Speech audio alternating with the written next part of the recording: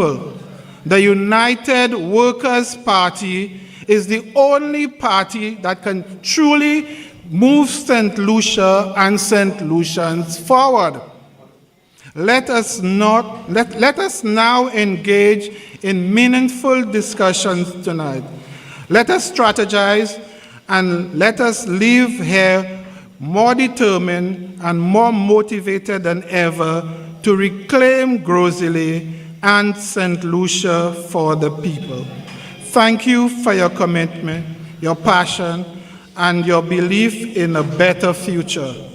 With Marcella wins, we win. Let us work together.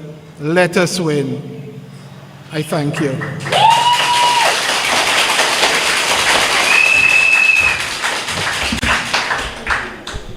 Thank you, Mr. Flosak. Did you hear that line? When Marcella wins, we win. Let me hear you say, when Marcella wins, oh, it's a fiery room tonight. My next speaker is a powerful young man hailing from the Micoud North constituency. And he always wants us to remember the land, the people, and the light. Let me hear you say the land, the people, and the light. So let us bring this lighter flubber to the stage and welcome Mr. Elijah Norbert, the next parliamentary representative from Micoud North.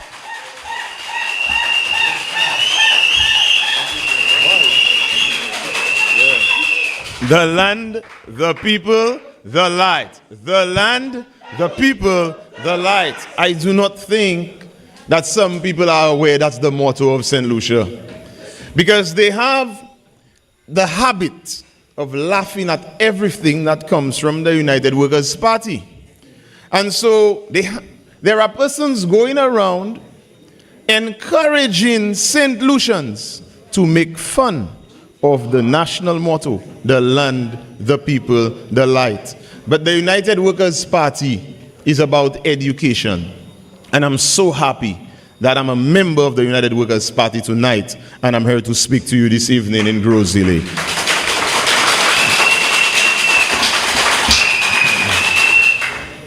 So first of all, I'd like to acknowledge the presence of the party chairperson and all the other members of the National Executive, the chairperson of the Gros Islet constituency branch, and the other members of the executive, Miss Marcella Johnson, endorsed candidate for Gros Islet, other chairpersons, those of you who came to help with the canvassing, and those watching live on TV, both in St. Lucia and abroad. Good evening to all of you from Micoud North.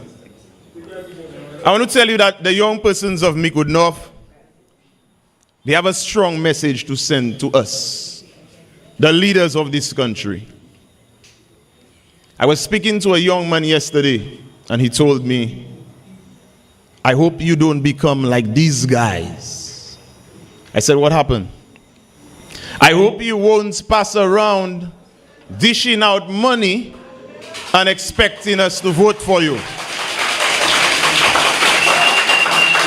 He told me last election they paid him. He took the money, but he went in there and he spoiled the ballot deliberately. I said, but why?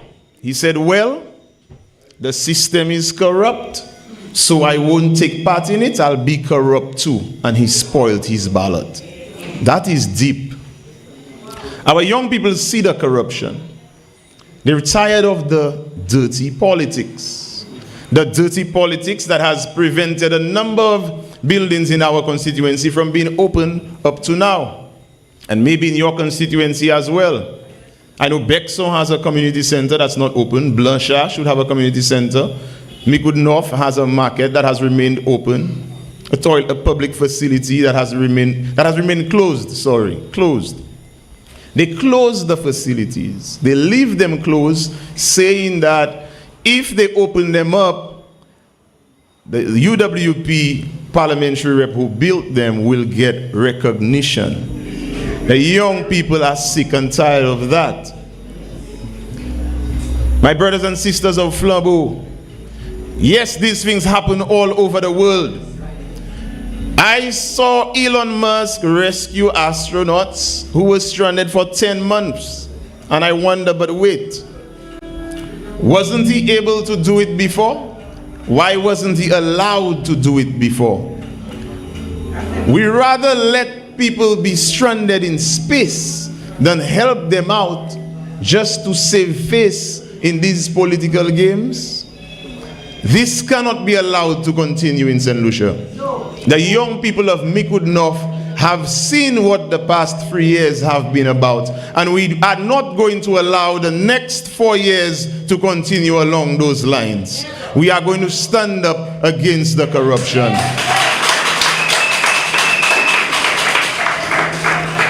And so tonight, I want to read out a message straight from my heart to all of you, my colleagues, the chairpersons, and all of us who are moving forward with the mantle of the United Workers' Party. Our nation stands at a crossroad. The next election will decide the future of this country. And I know you can feel it. It is very important that good prevails in the next election. We cannot continue down a path of division, name-calling, and immaturity. We must choose a new course, a course that speaks of respect. This is not about politics, but it's about governance. You see, there is politics in everything. There's politics in the church. There is politics in our hospitals. There's politics within every single organization. But when the focus becomes the politics and not the purpose of this establishment, we lose our way, and we feel like the young people of this country, the deciding voters, those watching from the diaspora, they realize that we have lost our way. And they are willing to come down to St. Lucia to cast the vote. And they look into the United Workers' Party to shine as a beacon of light, as a beacon of hope, like the symbol that we raise, the torch.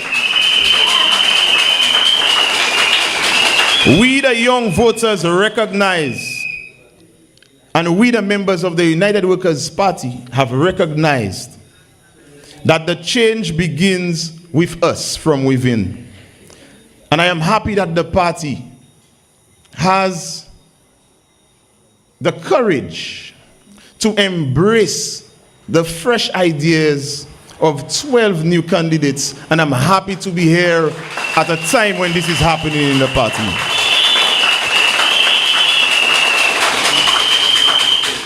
In this season of Lent, a time of self-reflection and transformation, we must ask ourselves questions. Are we contributing to a better St. Lucia? Or are we fueling discord? The recent blatant disregard for the Archbishop's call for unity by the SLP is a clear indication of the need to change. We in the UWP will lead by example, and I know that we will cut back on the divisive rhetoric. I know that we will stand firm against the victimization that is taking place in this country in the public service. I know that we will advocate for constitutional rights that protect every citizen's freedom to associate without fear of intimidation. St. Lucia, we must demand better from our leaders and from ourselves. And so let us engage in mature discussions where ideas triumph over insults and solutions replace accusations. The future of the nation depends on it. The future of Micoud North depends on us working together. To those listening in Micoud North, I say to you, I cannot do it alone, but together we can save our constituency. Together we can save this country. Thank you very much. Good evening to all.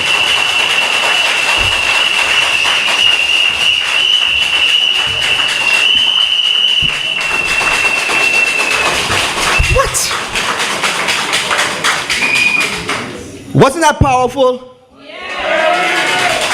That deserves another round of applause. I don't think we made enough noise.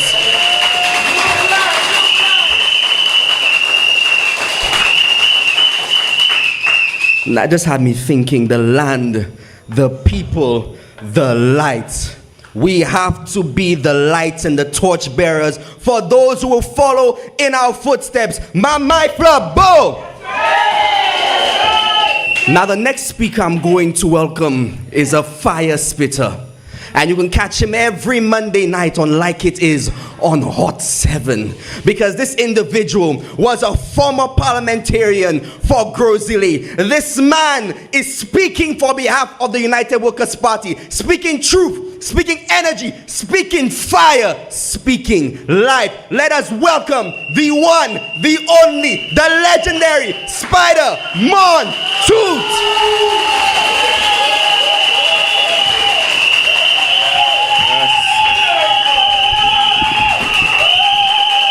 Bonsoir, messieurs, bonsoir. You know, I was at the back over there. I got a call. Someone said, Spider, how come I not seeing you at the Flambeau Live tonight? It looked like somebody shut you up. My response was, this is a party of vision. This is a party on a mission. But above all, this is a party with deep talent. I don't have to be there for the show to run. But the fact that they told me that they shut me up, I have to say something about that.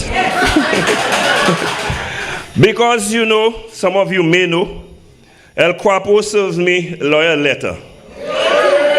You know, that's the thing about bullies, you know.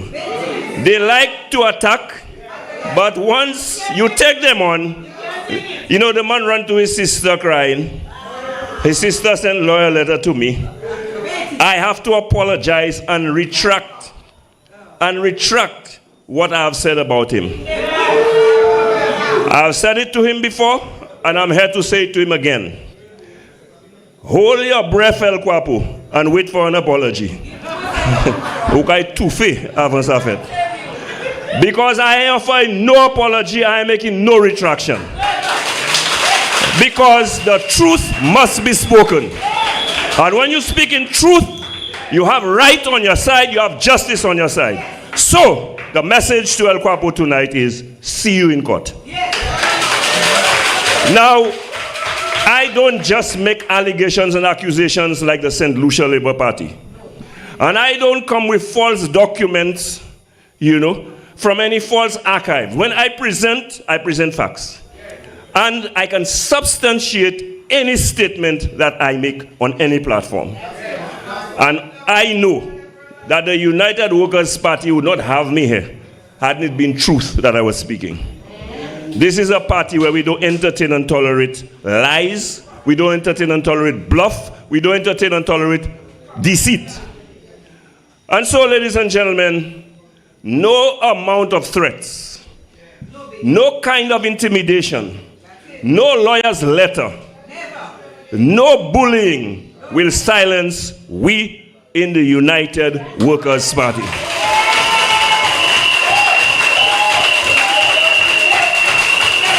Tell El Quapo he has to come better than that. You know? I mean, you ain't seen nothing yet. You're rushing already.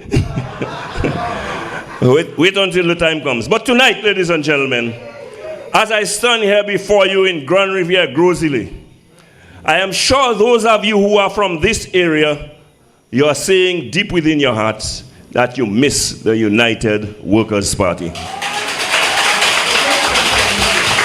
But I'm here to tell you, keep hoping, because there is hope. The United Workers' Party, as Elijah just told you a while ago, is a party, well, I said it before, and Elijah also said it. I will tell you that. This is a party with a leader with vision, which is important. This is a party that is on a mission, that is important. And this is a party with new blood. And like Elijah said, a great leader with a proven track record. He has 5 soldiers with proven track records. Yes. And 12 soldiers with new ideas coming in to take on the fight in this election.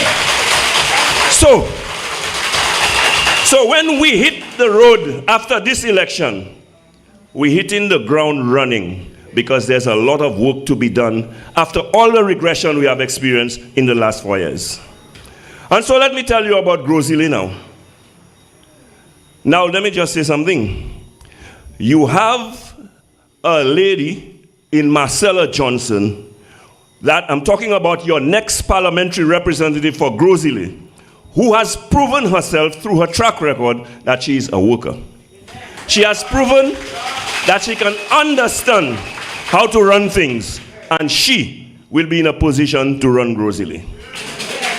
Now we had a little boy who came around and asked you to give him a chance.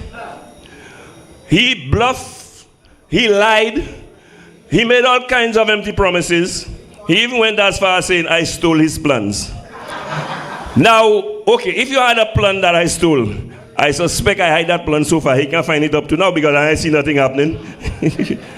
But let me just say to you, Marcella Johnson has the plan.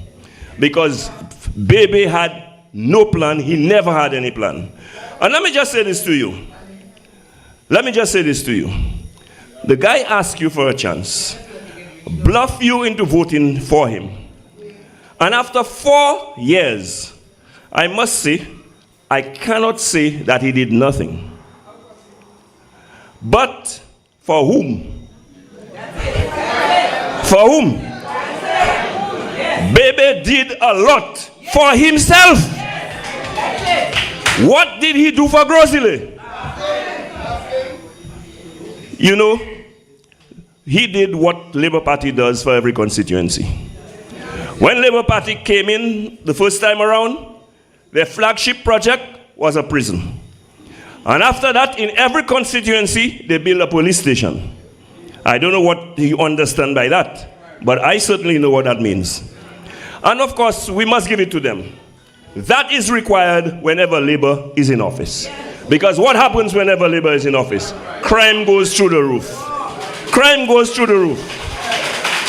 And they have no plans for the young people of this country. So young people in this country engage in criminal activity once the St. Lucia Labour Party is running this country. That is because the Labour Party does not give them options.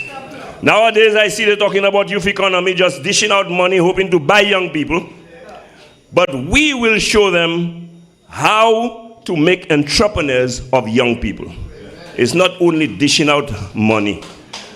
We provide them with the training, the guidance, and the hand-holding to ensure that they are successful, not just throwing money down the drain.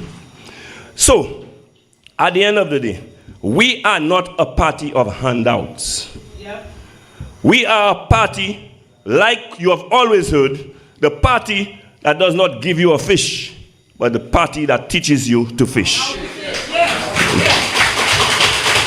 And that is the big difference. That is the big difference. And so, ladies and gentlemen, what you want is a party that has always come to the rescue whenever the St. Lucia Labour Party has destroyed the progress that takes place in this country. Always. And I know the work will be a lot. I know it will be challenging.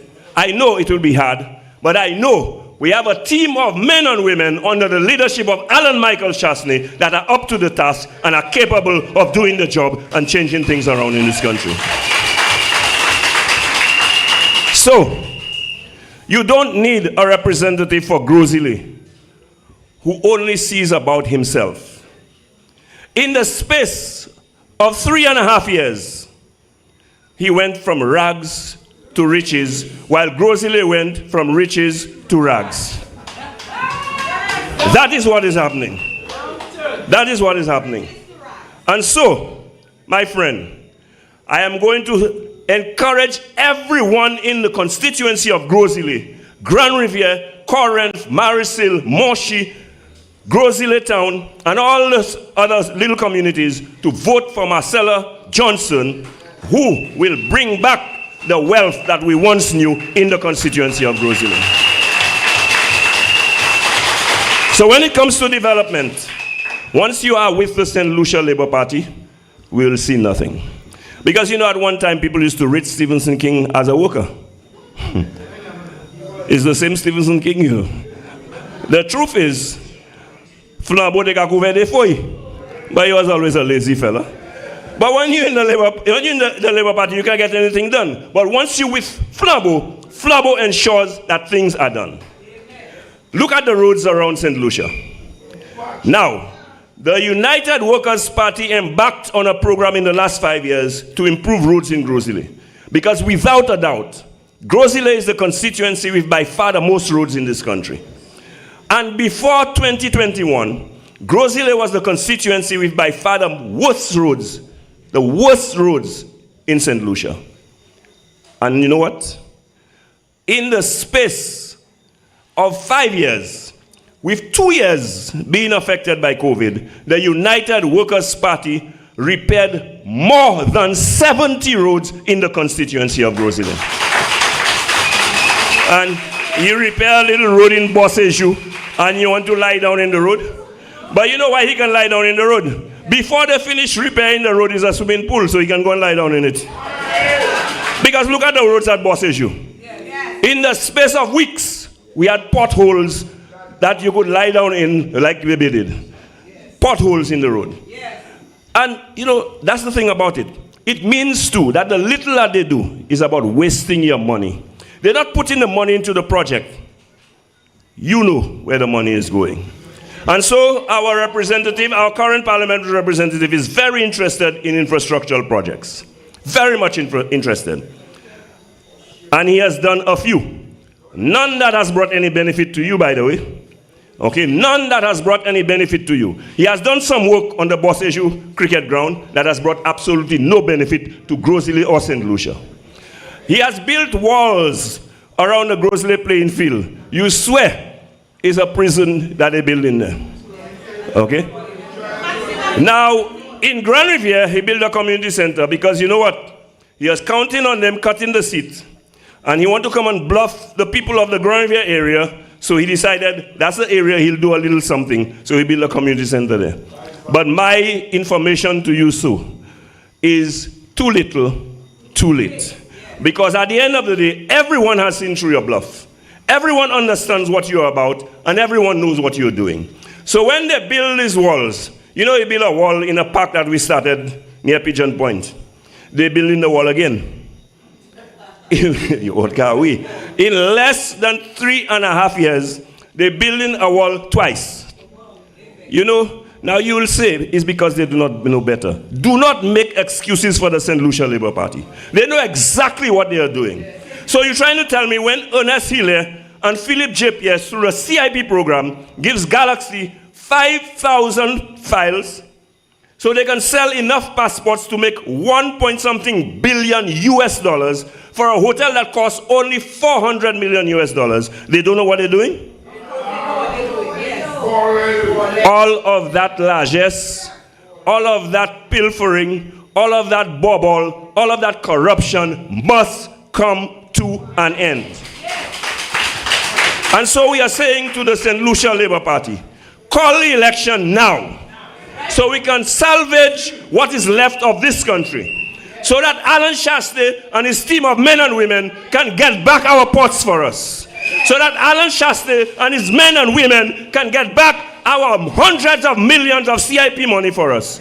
So that Alan Shaste and his men and women can find out what happened to the $80 million of the national lottery that they took and we do not know where it went to. Today parents had to pay $25 and $30 to go and see their children run on the field.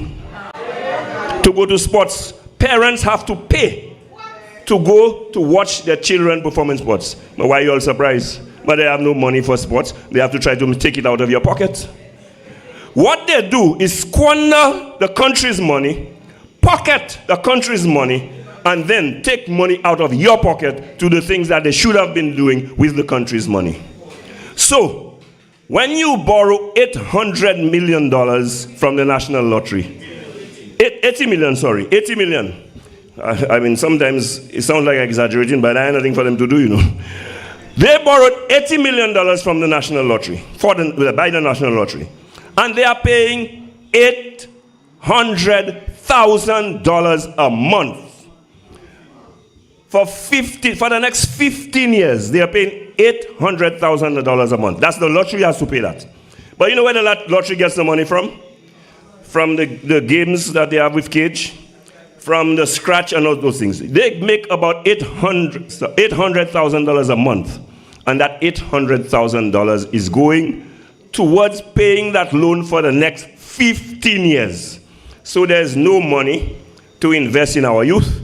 There's no money to invest in sports, so you have to pay for it.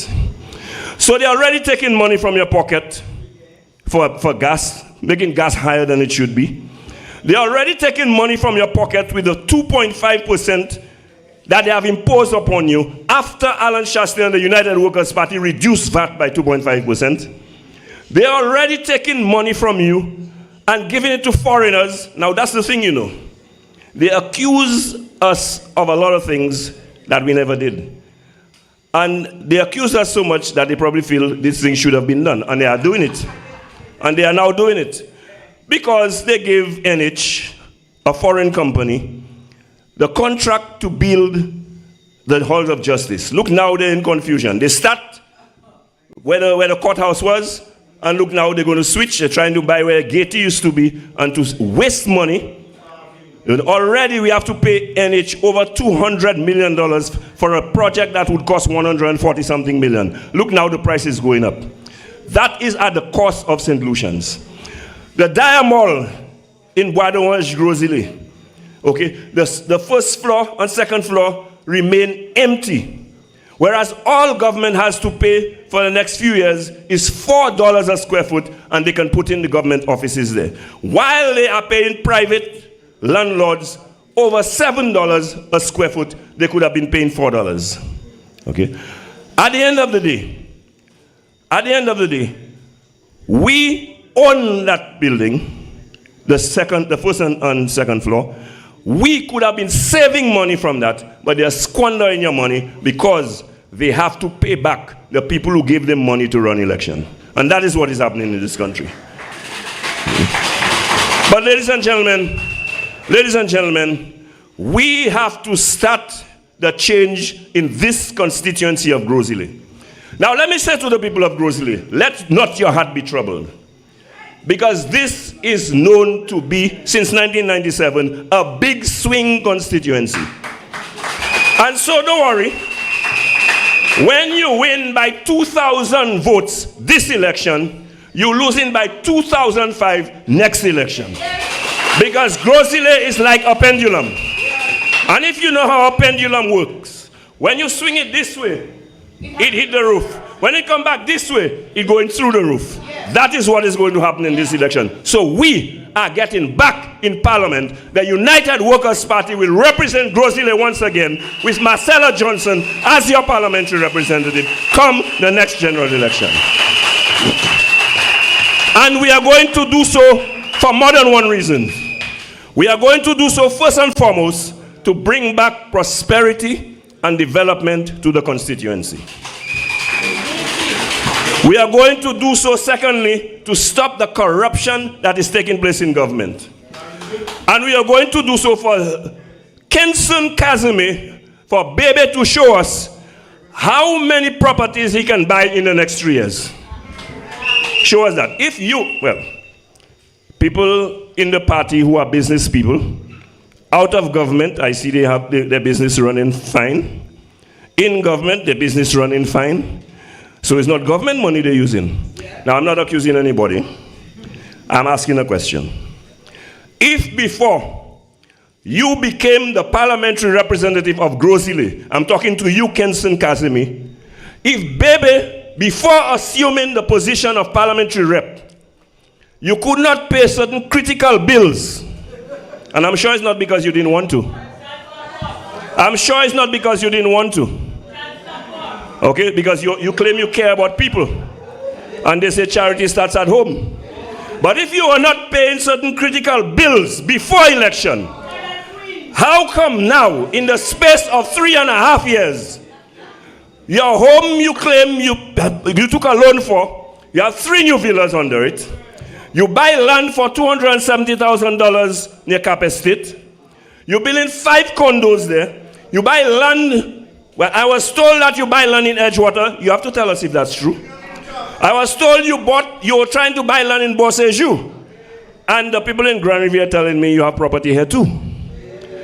Now, I just want to tell you, Kazimi, you were a youth and sports officer, so was I. You are a parliamentary representative, so was I. So there's nothing you know that I don't know. There's nothing that you know that I don't know. So, the question again to you, sir. Tell us where you get it. Because if you don't come forward and tell us where you get it, you will be forced to tell us where you get it. And we don't want people using our votes for self-aggrandizement. We don't want people using our vote to increase their wealth while we get poorer. Because at the end of the day, Kazemi did a lot for himself. What did Baby do for Gros Islet? And that is the question we must ask ourselves. So, ladies and gentlemen, we have a clear-cut situation dealing with here right now. We don't want people who come to take. We want people who come to serve. And that is where, and that is why we are going to bring back the United Workers' Party. And so I call on all decent, right-thinking, just Gros Islet people to come out, take a stand against corruption, take a stand against the degradation, take a stand against crime, take a stand about poor health, take a stand about the stagnant development of Gros Islet, take a stand on the economy of our country. Now they talk about the country doing so well. I sure it's Baby that tell them that. People like Baby are feeling like the country is doing so well. But for whom? You may be doing well, Kenson, but the rest of us are catching hell.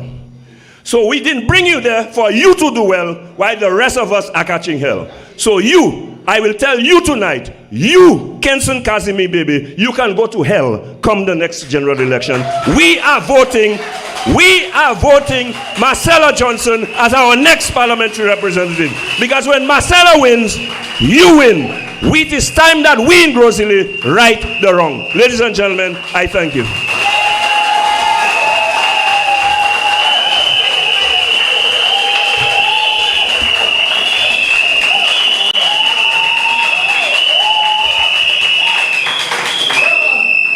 What I tell y'all, fire spitter. If you want to see more of it, tune in to Hot 7 at 8:30 on Monday to hear more from our legendary Spider Mon Toots. Now I want to leave you off a quote that says, "A house divided against itself cannot stand."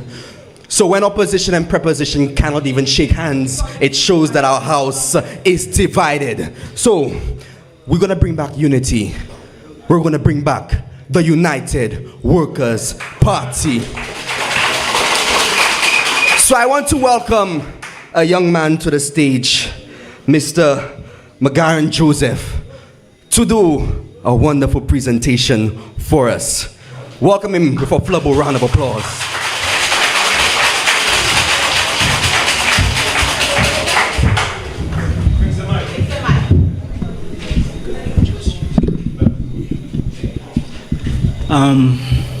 What could I say? If it wasn't for Marcel, I wouldn't even be here today. I could tell you. I came here, right?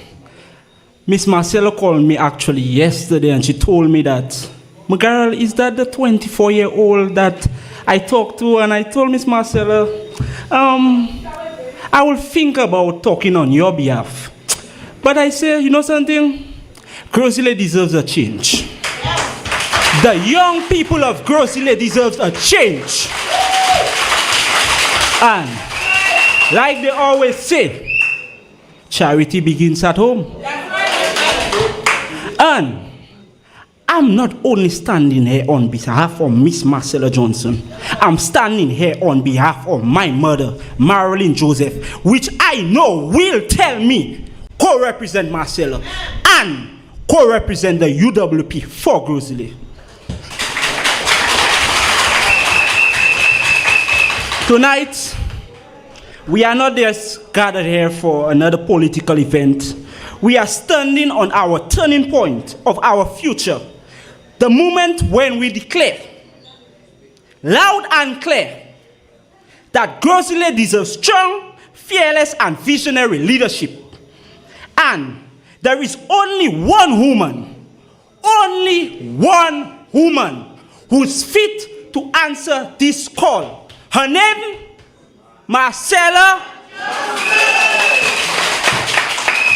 A woman of purpose, a woman of passion, a woman who has never backed down from a challenge because she knows that real leadership requires action, not just words.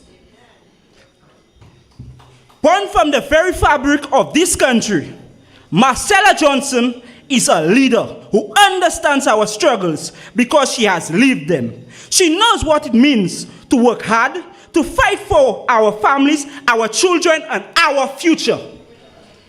She is not just here like the one at Gros Islet, Mr. Kenson Kasime, to make empty promises to the youths, to the adults, and also to the little children of Gros Islet. With bold determination and vision, she will bring development, opportunity, and empowerment to Gros Islet. She will fight for better education and prosperity that our people deserve. So tonight, I ask you, are you ready for a leader? Are you ready for the lady who's gonna put you first? Not the little boy that's gonna say, I'm gonna put you first and put you last. Then, my people, Flabo, my Flabo, stand. Please stand. And welcome the next representative for Gros Islet, Miss Marcella Johnson.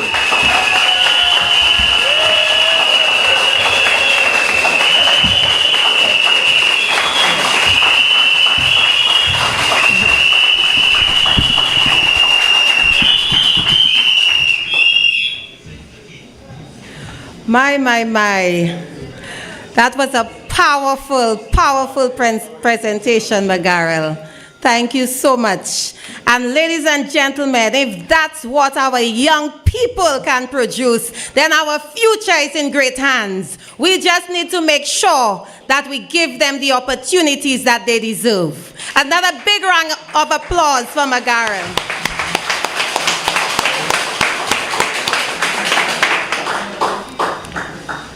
Good evening, brothers and sisters, friends, neighbors. Before I go any further, I want to take a moment to acknowledge those of you watching from home, the diaspora, the forgotten communities. I know you wanted to be here, but life happens. Maybe you had work. Maybe you had unforeseen circumstances. Maybe some of you are in fear of being victimized. I see you. I hear you. I feel your silent support. Many of you are praying for me, and I thank you for standing with me in spirit.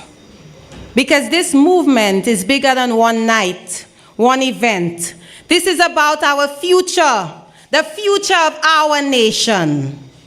Your support, whether in the crowd or from your living rooms, gives me the strength to keep fighting for a better Gros Islet and country. And come election day, I know you will make your voices heard where it matters most, at the ballot box. We must right the wrong.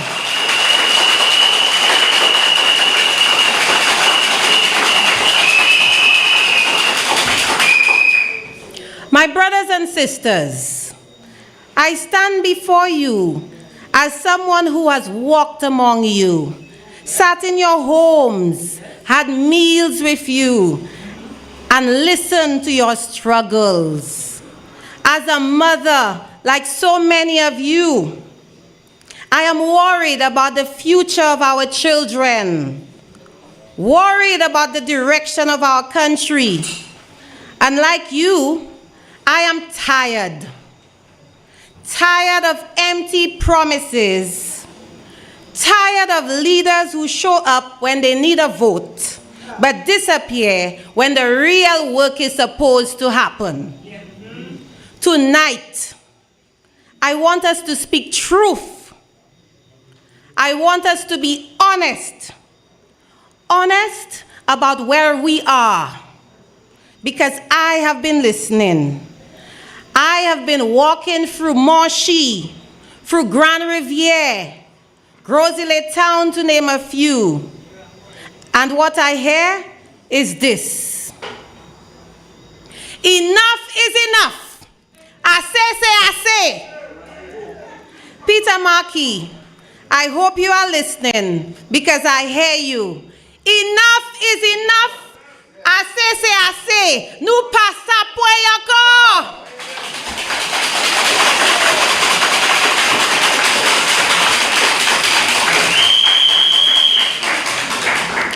And so, my friends, before I continue, I want to say something very important. There are names we must never forget. Valerie Lord, Giselle Georges, Alana Bernard, Jolie Williams, all from our Gros Islet community, and there are so many others around St. Lucia.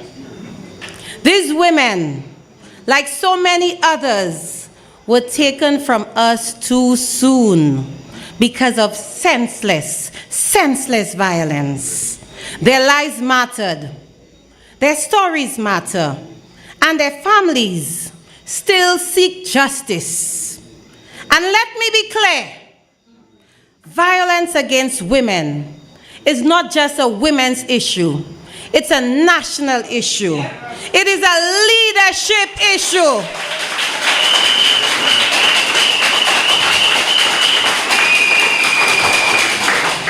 And I refuse to live in a country where our women feel unsafe, where their voices are silenced, and where justice moves too slow. We cannot continue to live in a society where our citizens are afraid, where violence against women goes unchecked, where families are left with pain and no answers. We cannot allow this to be the norm. I say to you, I have not forgotten. And if you put faith in me, this trust in me to be your representative, to be part of the governance of this country, I promise you that I, Marcella Johnson, will fight for you to ensure that our leaders do what is necessary to protect our women and girls. That justice is served, and that we create a society where every woman, every child, every citizen can feel safe. Enough is enough. Let me hear you. I say. Enough is enough. So let's talk about those forgotten communities. My heart is heavy. Heavy because I have seen firsthand how the people of Gros Islet have been neglected, how promises made in the heat of an election have been broken without remorse. And where is the current representative in all of this? Where is the man who promised change? I have stood with constituents and they have shown me their WhatsApp messages. Yes, their WhatsApp messages. Months of texts, pleading for help, asking for assistance, all unanswered. Calls go straight to voicemail. They cry out and there is silence. They visit the constituency office and the rep is never there. Silence from the very man who should be their voice. A leader does not ignore the people. A leader does not disappear. A leader stands with you in good times and in bad times.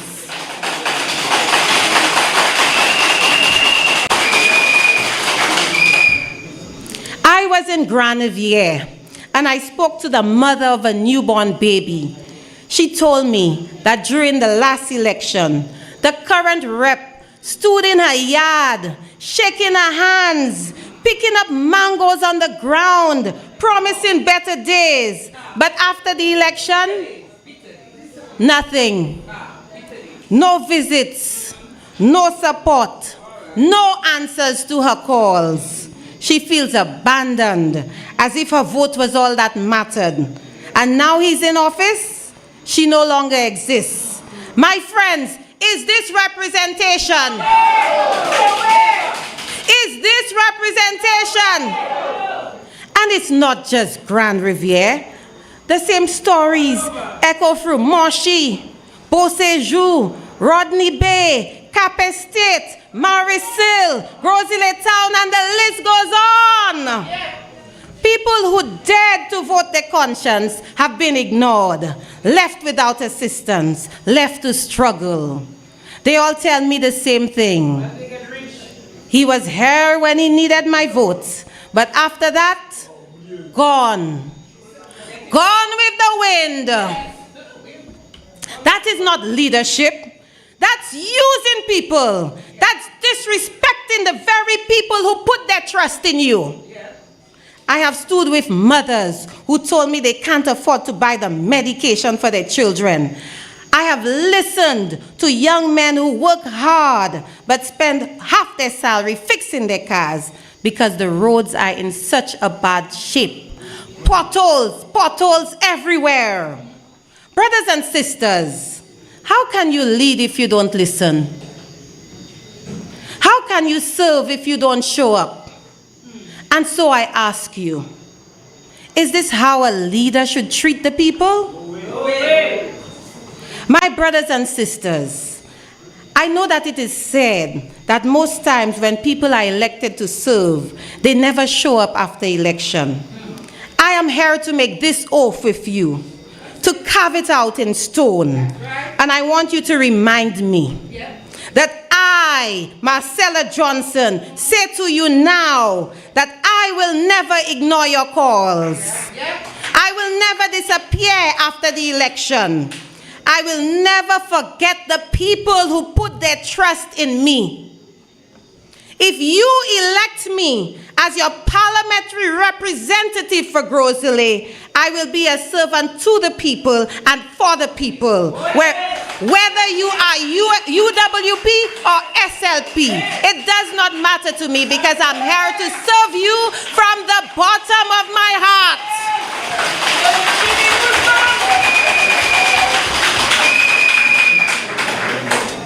You give me goosebumps. There is one constituency day assigned for me to meet you, to visit you, and no one will be able to take that away from you. So I will be accountable to you, my people. I don't want your vote just for asking sake. I am in this because I see a need. I see the injustice. I see your pain. I am in this because I want to right the wrong. I want to fix it for you.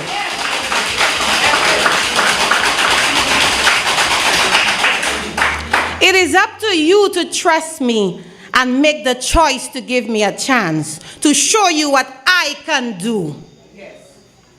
let's talk about our young people. They have been forgotten. I have spoken to so many young men and women, talented, ambitious, full of ideas, yet they feel stuck. They feel like they have no opportunities, no access to funding, no way to turn their dreams into reality. You know what they say to me? This youth economy program is a lie. If you go on the Facebook page of the youth economy, there is a notice saying, there is a pause on new grants and loan applications. Yep. Yep. Can you imagine a bank putting a pause on loans? So you see, my friends, empty promises. The youth economy has stopped giving loans to the young people. That was supposed to be a catalyst to help fix our economy, and they now have it on pause.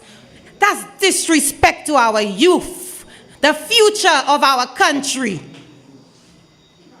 One young entrepreneur in Gros Islet told me, Mrs. Johnson, I requested a grant to obtain equipment for my videography business. It is over a year later, and I am still waiting. This young entrepreneur is waiting in vain for the help he needs. But I'm proud of this young man. You know why? Because he has managed to acquire all the equipment on his own. The government talks about youth empowerment, but where is the action? And he's right. Our young people don't want handouts. They don't want favors. They just want opportunities. They want access to funding, mentorship, business development programs. They want a government that believes in them and truly invests in them. Because when young people succeed, our country thrives. And what about our elderly? Our mothers and fathers who built this nation, those who paved the way for us, who worked tirelessly to raise us, who now need care and support. And now, in their time of need, when they are most vulnerable, they are left to struggle. I met a 72-year-old woman in Moshi. She is diabetic, hypertensive, and every month she goes to the health center only to be told no medication. She then has to take the little money she has, the money she should be using to eat, to buy expensive medicine from a private pharmacy. Is that right? No. My friends, why must our elderly suffer like this?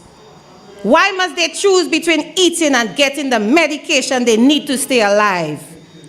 As for the state of our hospitals, no beds, no bed sheets, no medication or basic supplies. An elderly lady who is 101 years old was presented with a hospital bill of almost $2,000. Is that right?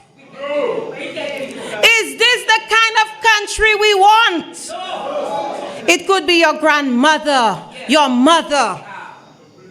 Under this administration, our health centers, our hospitals are understocked, our people are neglected, and the elderly are left to fend for themselves.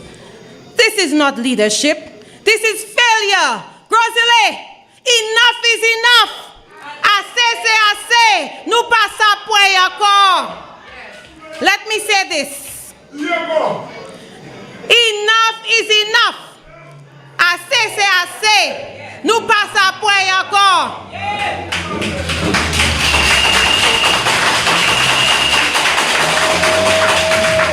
Let me say this. Under a UWP administration, health insurance will be available to persons over the age of 65. The elderly will not have to worry about the affordability or access to health care.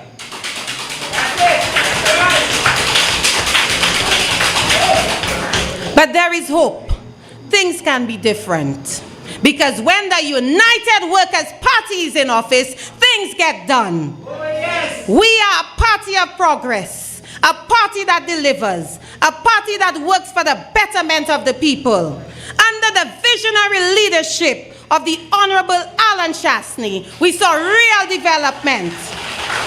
Roads built, thousands of jobs created. We saw a government that worked for all the people, not just those who supported them. When the UWP returns to office, we will fix the mess this administration has left behind. So tonight, I want you to remember something. This election is not about me. It's about you.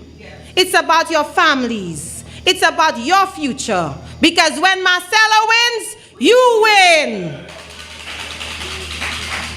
Let me hear you. When Marcelo wins, when Marcelo wins, when Marcelo wins, and why? Enough is enough. My brothers and sisters, it is time for change. It is time for leadership that listens. It is time for a representative who does not disappear after election. I need you to stand with me. I need you to talk to your neighbors, your friends, your families. When the time comes, I need you to go out and vote for change. Vote for Marcella Johnson, a representative who will fight for you. Vote for the United Workers' Party, because when Marcella wins, you win. When UWP wins, St. Lucia wins. I love you, Gros Islet. Good night, thank you, and may God bless you all.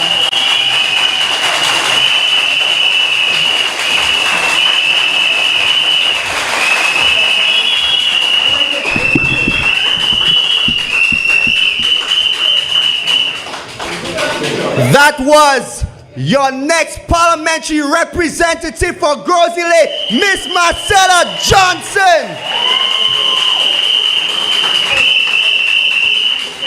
I'm telling you, there's a fire here tonight. There's a fire in this place. So much so the heat is just making me drink water left, right, and center like a vehicle burning diesel. But yeah, I can feel it in this place tonight. Spider, I'm going to steal your phrase. Jump high, jump low, labor.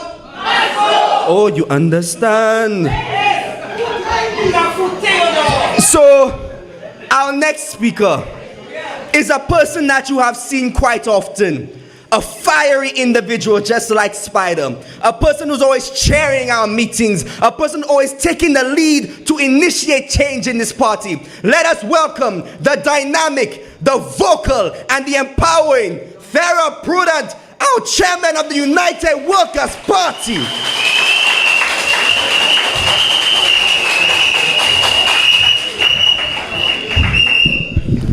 Mama Flabo! Makotansa. Mama Flabo! Good evening, everyone. Good evening, everyone. And good evening to everyone in the diaspora. Tonight, we have a representative of the Flabo Caucus, New York, with us. Diane Boss, lady, could you stand up, give her a big hand? She's here with us from New York. Thank you. Now let's get to business. Folks, we have an election to win, and it appears day by day that the Labour Party is getting more and more desperate. You know why? They can see the same thing that you and I are seeing on the ground. And that it means that there's been a shift on the ground, and the Labour Party is getting desperate. Today, on social media, I saw Ernest Ile post a picture of him and the Prime Minister. They're praying. You praying? You couldn't shake the hands of Alan Chastney last Sunday, but today you praying? You just start to pray. You just start to pray.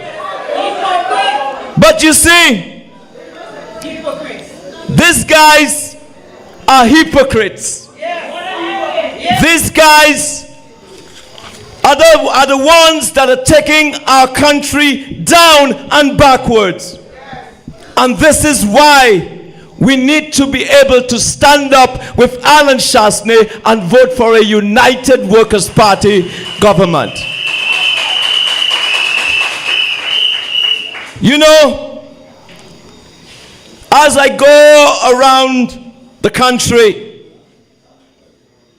and I see they tell me, Ernest Ila say, he's praying because Alan Shastney and company are attacking him. And I am thinking, Alan attacking you? I can compile for the last week a whole heap of stuff that you've said about Alan Shastney and the United Workers' Party. But you see, when the ship is sinking, it is sinking. So now you need protection from God, but you have a whole bunch of atheists around you that say they are ministers of government. In public, they say they believe in God, they are Christians, but we know in private, they say there is no God. You know, folks, I want you to listen very well, because we have a government that refuses to listen to the cries of the people of this country. We have a government that do not care about what struggling families in this country are going through. And I'm saying to you, every time you see that, that should be a reason for us to organize and agitate for the removal of this government. So when you go to the supermarket and you cannot buy bread, when you go to the supermarket and you have to choose between cheese and peanut butter or milk for your child, I am telling you, St. Lucia is not in a good place. And every time they keep saying to us, it's not their fault, but you are making a lot of money from the CIP. We don't see the money being given to subsidize for food.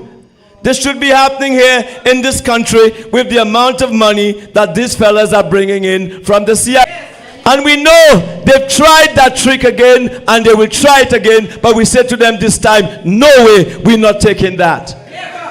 I'll say to you also, when you make sure, when you look for your names, make sure they have not moved you to a polling division that you've never voted in. Make sure they've never moved you to a different constituency, because they've done that in the past. Are you listening to me tonight? And I'm saying to you, 37,400 persons voted for the United Workers' Party. We all, don't take it for granted that you may not be able to, they may not move you. Make sure your name is there, and make sure you are going to continue to vote in the polling station and the constituencies that you have always voted. Are you listening to me tonight? Now, I'm not saying that for gimmicks. I'm saying that because this is true. The Labour Party has employed crooked persons who like to play with the electoral department, persons who are there to do their biddings, and so they take advantage on unsuspecting UWP supporters who never check for their names, never check anything until the day they have their ID card to go and vote, and they tell you, you're not voting here, you're voting in ancillary. Are you with me? So I'm saying to you, it's not a joke, that you have to be vigilant. You have to ensure that these people don't play the kind of games that they have played with us in the last election. We are going to put an end to it this time. And when we come to power, I want to ask of the next Prime Minister of St. Lucia, please clean the electoral department. Clean it up. Clean it up so that there can be fair elections in this country. And that nobody, no prime minister can put his friends or his best person inside there to look into the affairs of running an election here in this country. When, you know, when you have innocent people dying in this country, and you see they're dying like flies, but the government seems not to care, then this is the time to organize and agitate for change. Organize and agitate for change. We need this in this country. Because if you don't, they will pretend as if you are not bothered by it. They'll pretend as if it's okay. They do not have to change. But if you organize and you agitate, it means that we have a chance to remove this government of the backs of the people of this country. I don't want to be too long, but I just want to say to you, as an opposition party, we have an obligation to hold this government responsible. And so, if the aim is to hold this government accountable, then it's just not in words, but in actions. And so those of you, supporters of the UWP, who are sitting on the side of the fence to see, on top of the fence, just to see how things are going to go, I'm telling you, do not wait for that moment. Jump in and offer yourself to do something for your party. Here in Gros Islet, we are sending a candidate who I have complete trust in. A candidate in the person of Marcella Johnson that I am prepared to go all out for to ensure she wins Gros Islet. But Marcella on her own cannot do it. It will require you and me and those of us who live in this constituency of Gros Islet to help bring Marcella to the finishing line. And unless we're able to do that, unless we're able to work hard to ensure that victory, it's not going to happen. Let's not fool ourselves. To win, Labour will never turn over and tell us, come get the government. United Workers' Party and its supporters must be prepared to go and get Labour and drag them out of power. Are you with me? Mama Flabo, that's right. So having said that tonight, I want to say to you, we want to give you more voice here as party members. And so we have a website where we urge you to give your suggestions to the manifesto. So you see, we want to include you, your views, what you believe that Alan Chasney and his government should be implementing or doing in the next elections so that it can be part of the manifesto. So listen to me very carefully. It's called Manifesto at uwpstlucia.com. Manifesto at uwpstlucia.com. Are you with me? So don't complain. When you see the manifesto and you don't see what you want in there, it's because you did not want to put it in there. So you have an opportunity to be part of that movement for change. You have an opportunity to be part of that movement that will create opportunities for the old and the young and for all St. Lucians, and that will not victimize or to take you for granted. The United Workers' Party has had 60 years of experience in politics. In the 40 of those 60 years was in government and more. And I said to you that with Alan Chasney, we are leading and will lead this country to prosperity. Are you with me? Okay. Now, having said that, I will close soon, but I will say to you one thing. We have Brad here tonight. Brad, could you stand up so everybody can see you? Give him a big hand, Denrinoff. Right? We have Elisha. Elisha, could you stand up? Mikunov. Let the people see you. Marcella Johnson is there, our very own. And you know, I'm not going to introduce the rest yet because they are seasoned politicians. But I want to say to you, hold their hands. Hold Elisha's hands in Mikunov. Work with him. help him win that seat, because Elisha will be able to do an impactful job, and I can already see that from how he's approaching everything in this campaign so far. Are you with me? I said to you, those of you in Denry North, hold on to Brad. Give him all the assistance that he needs so that he can do a good job. Those of you in Gros Islet, hold on to Marcella Johnson, because she represents the hope of the people of Gros Islet. Are you with me? Right. Now, we don't have Laura here, but those of you from Labrie, hold on to Laura. Those of you in Viewfort, hold on to Lady Lee. Those of you in Castries East, hold on to Chico. Where is Chico? Where is he? That's right. Hold on to him, because this is what you call a sleeper candidate. When I call him a sleeper candidate, you know what I mean? He ain't making big fuss. He's just working like a termite. And when the day of election comes, it's boom boom, it's Tiwe Kola, Philippe finish. You understand? That's what we're dealing with. Anyway, having said that, yes.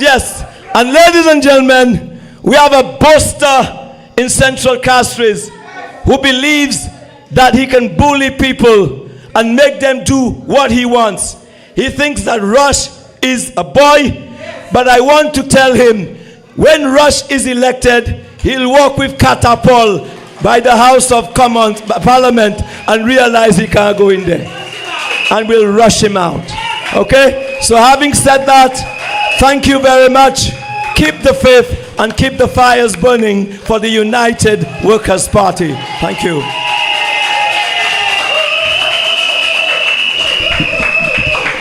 Come on, let's give a standing applause for our chairman. Let's give it up for Mr. Prudent.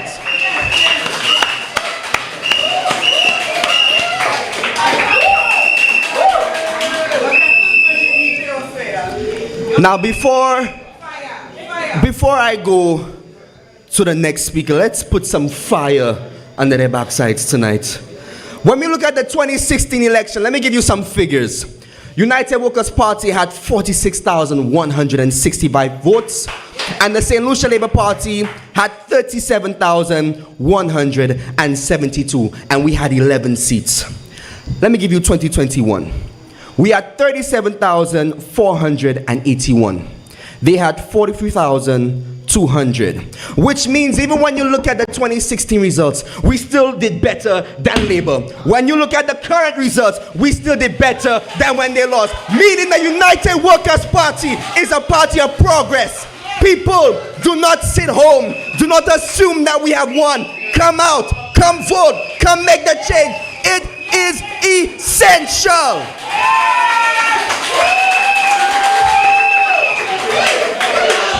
So that 15-2, hold it, unless you mean Flubber will capture 15-2. Yes. They said Titanic was unsinkable and ice sunk it. Guess what? The unsinkable ship will be bound by fire, because we are bringing the heat.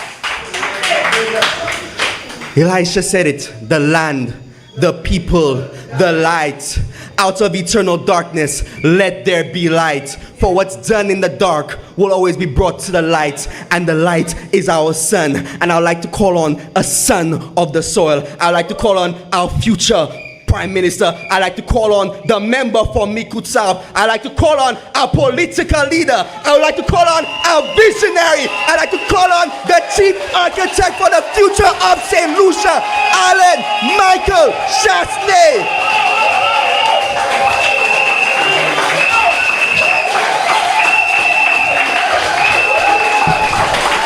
Good evening, good evening, good evening. It's so good to be here in Grande Riviere.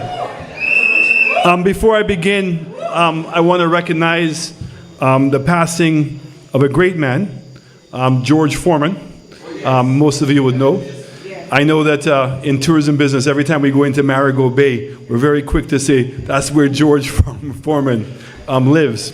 But I certainly want to say to to his wife, Mary Joan Martelli, who is from Monrepo in Micoud North. Our sympathies, and thank you for all the things that we know that you got George to do for St. Lucia, which was also building the first HIV house here in St. Lucia and a home to help to help battered women. So again, to you, George, may you rest in peace, and thank you so very much for what you've done for St. Lucia.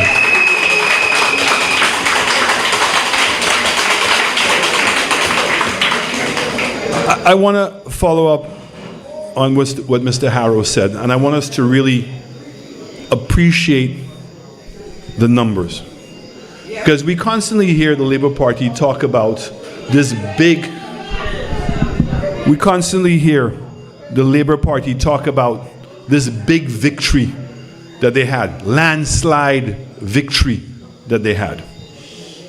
In 2016, United Workers' Party got 46,165 votes.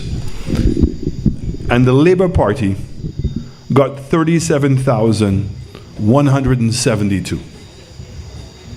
Now, in 2021, we got 37,481. And only 51% of the people came out to vote, compared to 53% in 2016. So less people came out to vote, and we still got more votes in 2021 than Labour Party had in 2016. Now let's remember, in 2016, Labour Party got 6 seats. 6. And we had more votes this time with less people coming out to vote. And we got 2. Okay? And in 2021, Labour Party got 43,800. Compare that to what we got in 2016. We had 46,165. Why is it important for us to understand those numbers? Because United Workers' Party can win the next election with a landslide.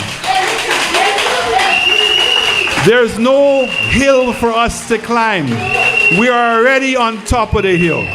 What we need to do is to make sure that those persons that did not come out to vote last time, and all those persons who now regret what they have done, come out and put the Labour Party out.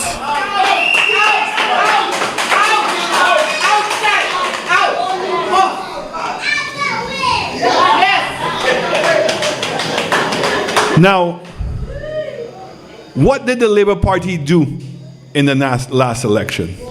The Labour Party used propaganda. They planted seeds of doubt in people's minds. And they took advantage of how people were feeling during COVID. Nobody knew where the country was going to go. People were worried about what was going. And despite that, the United Workers' Party was taking some bold initiatives to, one, protect the lives of people in St. Lucia, but also to protect the livelihoods of the people of St. Lucia. They told you that when we were building roads during COVID, that they said you cannot eat roads. But we now know that roads are important. When you go to Dennery North, you know what they're giving the people to eat in Dennery North? Concrete. Every day they're paving a new concrete road. But we want to ask the rep, after 3 terms in office, is only today you know that people need good roads? Now, during COVID, we borrowed money to pay for salaries for the workers of this country. We borrowed money to keep government open. And if you remember, we asked the civil servants to forego, to get a delay in their pay for 1 year. They said no. That's okay. That's their right to say no. But it means we had to find money. And what did we say? And I want us to understand this. During COVID, there was no school. During COVID, a lot of businesses were closed. So it means that there was less traffic on the roads. The best time to build and fix roads was during COVID. You would achieve two things. You would give jobs. Now, when we gave the contracts out, we required that the contractors use people's backhoes and people's trucks. And nobody had a truck sitting idle. Nobody had a backhoe sitting idle. Everybody was getting employed. Today we have one contractor doing all the work. Not even a wheelbarrow he will use from somebody in the community. Where did the money come from? They said, oh, we took the money from the IMF and from the World Bank and from CDB to pay for the roads. That is not true. That is a lie. We borrowed the money from the contractors. And you remember, we had put the gas tax on $1.50. It's the $1.50 that was paying the contractors for the roads. It did not come from the money that we borrowed from the World Bank, the money we borrowed from CDB, or the money we borrowed from ECTB. All of that money went to pay for salaries and to keep the government open. Why is that important? Because the Labour Party fooled all of us, or fooled many people in believing that United Workers' Party did not care. It was United Workers' Party that led the world in reopening our doors for tourism. And we showed the world that you could reopen and stay safe. Between June of 2020, when we opened, until October of 2020, and tourists were coming into the country, we had 28 cases and no deaths. It's not until the Labour Party decided to have a march that we started to seeing the numbers go into the thousands, and we started seeing St. Lucians die. But the program and the progress of United Workers' Party, we showed that we were right.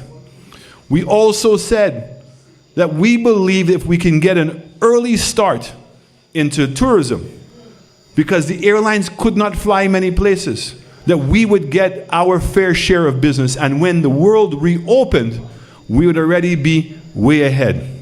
The Labour Party told y'all, it is only Alan Chasney who believes that tourism will ever come back to where it is. And today you have the audacity to come and talk about economic growth in the country and talk about tourism. Shame on you for doing that.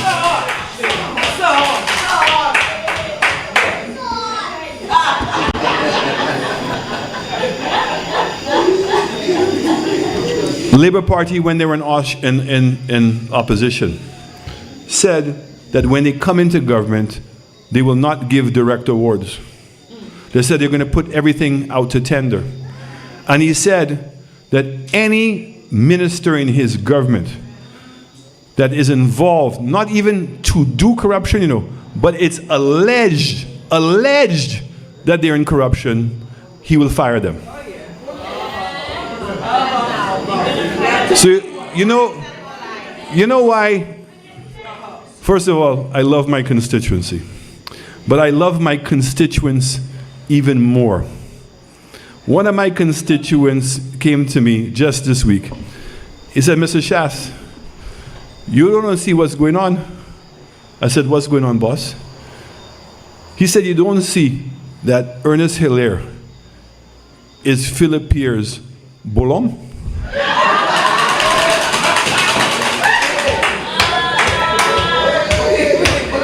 I said, what, boss? He said, yes, Ernest is Philip Pierre's Bolom.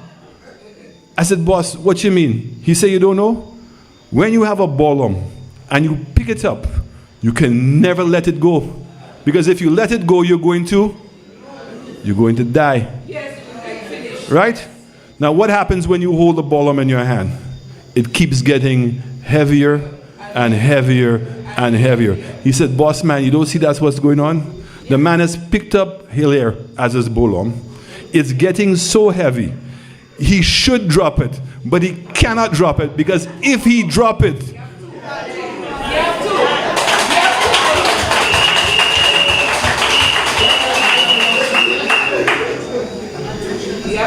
I didn't ask him who made the bolum, huh? So, the other thing that they sold too many St. Lucians on is on racism.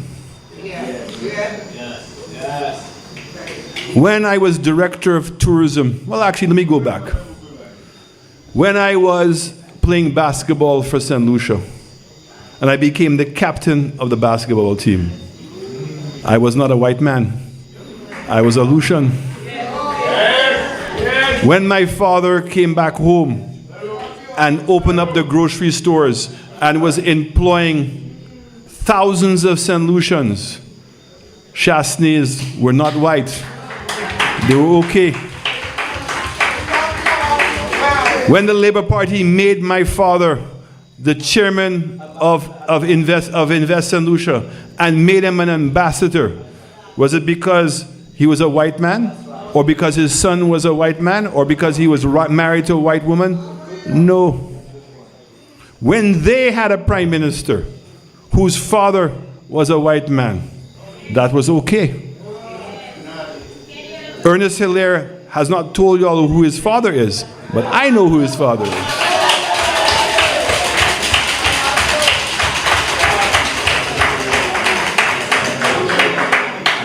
But understand, notwithstanding all of that information, and that despite going to school, I lived in Puerto Rico. Guess where I came back? I came back to St. Lucia. When I left and I went to go to school in Canada, and yes, I went to school in Canada, guess what? I came back to St. Lucia. When I went to university in Washington, D.C., and got a job and learned more, guess where I came back to? St. Lucia. When it was time for me to make an investment and raise my children, guess where I did it? In St. Lucia. And yet still, too many St. Lucians, too many, remain silent when people in Parliament, members of the Labour Party, want to make racist remarks, and the biggest one being El Guapo himself. He was the one who said that Kenny Anthony was a white man. He's the one who said Kenny Anthony came from a Massa family. Because that is the only way he knows how to bring people down in our country, is to bring racism to the table. We have to accept there are many people in St. Lucia who come from mixed races. We have Indians in St. Lucia. We have mulattoes in St. Lucia. We have some mulattoes who look more white than they look black. And we have some people who look more black, but yet one of their parents is white. I grew up in a St. Lucia where I was embraced. And I was never told I was not a St. Lucian. But because of that, it planted the seeds of doubt in people's minds. I am hoping that many St. Lucians now can look back at what happened and know which way they want to go forward. Alan Chasnay and the Chasnay family are St. Lucians.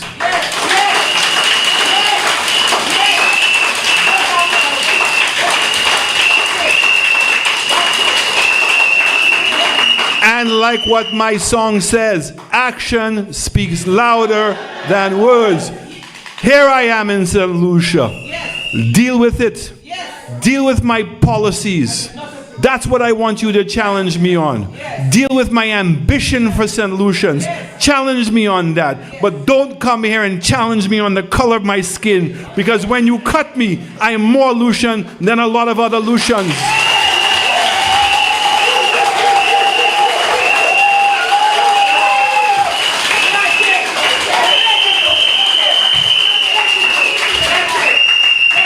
The Labour Party lied to all of us when they told you that he's never been to an airport that has 2 floors. He told you that because of COVID, we should cut down on our ambition and have a smaller airport. Not this Prime Minister. We believe we need a world-class airport.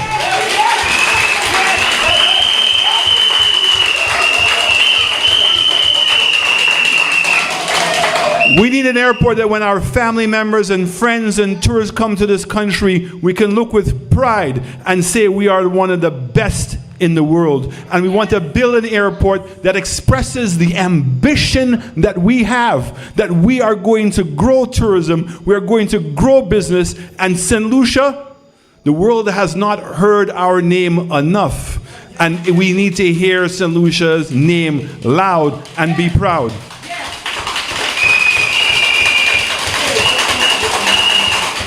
They lied to you when they told you that we were making a mistake and that we should have finished the old St. Jude Hospital. They told you that all we needed was some chemical and some paint and $30 million and we could move back into the hospital. You hear a lie? You hear a lie? So here we are, 4 years later. Instead of moving into a brand new hospital, a building built to be the state of the art, not just one hospital, but 2 hospitals. You've spent 4 years and you've lied to the people of St. Lucia. And you've wasted over $150 million. You're spending $260 million to go into an old building, and after 4 years, you have nothing to show. And you're going to rush and try to make something happen to say, oh, we opened the hospital. We will not be fooled. They told you there was bubble on the Rodney Bay Road. They said to you it was bad designs. They stopped the road. The contractor was supposed to build the road for $15 million. Let's put that in perspective. They told you $15 million and there was bubble, right? That's what they told you. But you had the bridge at Bois de Wange that cost $12 million. How you want to compare the Bois de Wange bridge with 2 roundabouts, 4 lanes, pedestrian sidewalks, and a pedestrian walkway? Which project had bubble? And because they stopped the project, they're now having to pay the contractor over $22 million for the work that he's already done, and now have to bring in a new contractor for over $15 million to finish the road. And the people who are going to pay for all of those lies, the taxpayers of St. Lucia. They came to you and said to you that we were fooling you all, that we sold 1,000 acres of land in Vieux-Fort for $1 an acre. Remember? They told you that Tewa King was using passport monies to build the horse racing track. 4 years has gone by. Let's find out what the truth is. That we leased 180 acres. Leased it. So we did not sell it. But we were, in essence, investing that land to build a horse racing track. 180 acres.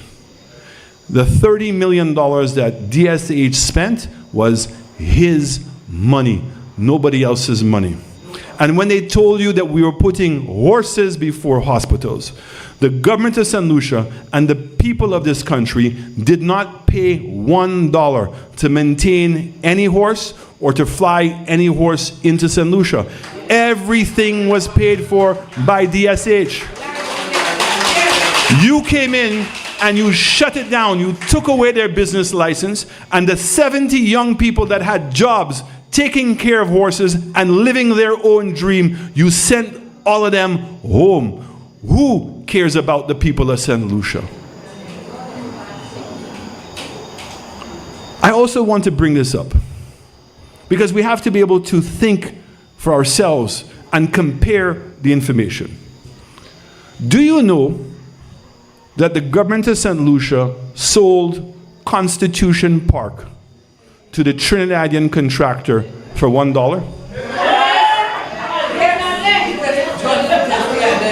Y'all didn't know that? They sold Constitution Park to the Trinidadian contractors for $1. And because now listen to what Richard Frederick said, He called up the radio show. And he said, oh, we had planning approval. But because we are a party that cares, a government that cares, we spoke to the church and we spoke to the lawyers. Well, the purpose of having planning approval is you were supposed to have spoken to them before you got the approval. Who you think you're fooling? You say so many lies, you don't even know anymore when you're lying or telling the truth. So now, they're having to move the location from the Constitution Park. And they're now having to buy the land where the old Gaiety Theater was. Now, I want us to understand now, because you see when the lies start to catch up for you?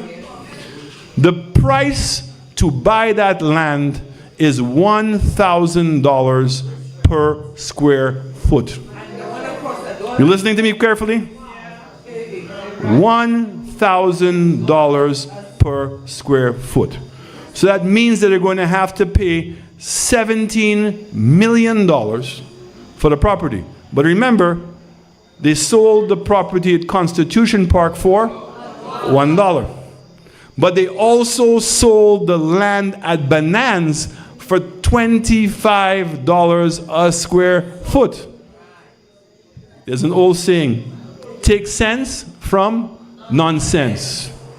So how are you telling me that when the price at Bonanza was $67, you now came in to put your own valuation at $25, $27? And when you got caught, the story you told the people of St. Lucia, oh, the land was divided, was mutated, to suggest to all of us that the land was divided in half. So it means that that's why the price was half of the $6.7 million. You following me? Okay? This is a government that just lies and tells you half-truths so they can get into government. Now, we went to the House, and they have passed a sovereign wealth fund. Now, I have my friends here who are lawyers, and they don't like me when I'm going to say what I'm going to say. Sometimes you can legally be corrupt. Okay? And what do I mean by that? If a law is written that is ambiguous and it gives you leeway, and you interpret it and you use it to do a bubble, to be corrupt, I cannot challenge you in court because the law is in essence giving you that power. I want us to understand that. If the law gives you the power to do that, even if we think what you're going to do is corrupt, we cannot stop it. So when you come to the House, and the House is supposed to pass bills which are legislation, and you pass a bill, and listen, the most fundamental thing in a sovereign wealth fund is that there be no political interference. That's the basic rule of a sovereign fund. No political interference. But we come to the House and we pass a bill that says the board of directors of the sovereign fund are to be elected by the minister. It says the corporate secretary, the person who is supposed to be the daily administrator to make sure that all the rules are being followed, is to be nominated and selected by the minister.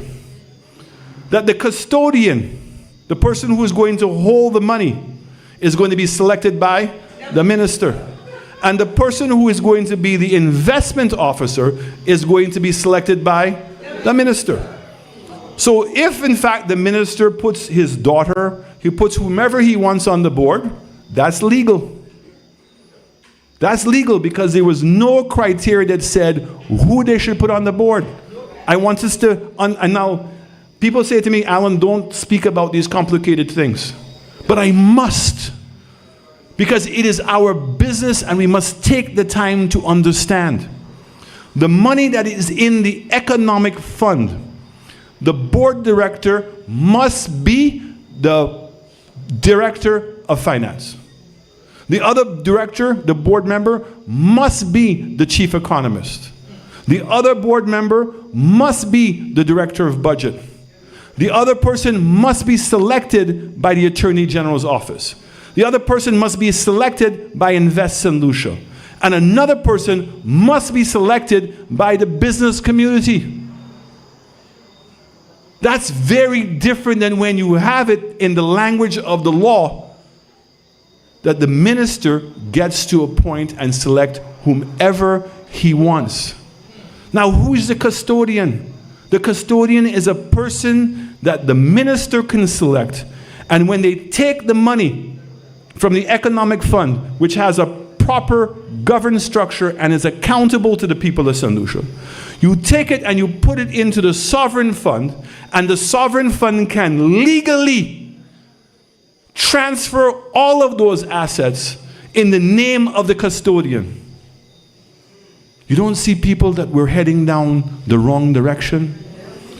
And when these things are happening and we say nothing, and we think it's okay, and we continue to trust, we cannot. The Labour Party has done enough things to us where we cannot continue to trust them. Now, these are the things that have happened in the past.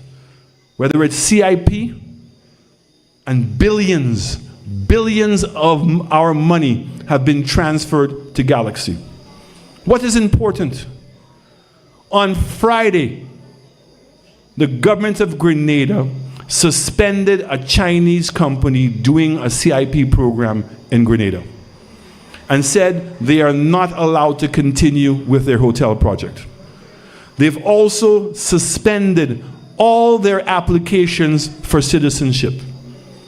And they've also undergoing an investigation of every single person that was given up a passport. That's happened. And why? Because they've said that the company was discounting. Remember, St. Kitts government is also proving that people were discounting. The allegation here is that the people are discounting. Why is this important? The letter that came out that said there's going to be a ban on travel to some countries in the world. And remember, St. Lucia's name was on that list. But Grenada's name was not. Why? Because clearly the government of Grenada had already been in discussions and understood what the US government was concerned about, and they acted on it. So I want to know, why is it that the government of St. Lucia is prepared to hold on to Galaxy at the expense of all of the people of St. Lucia and prevent us from going to America? We must keep our eyes open.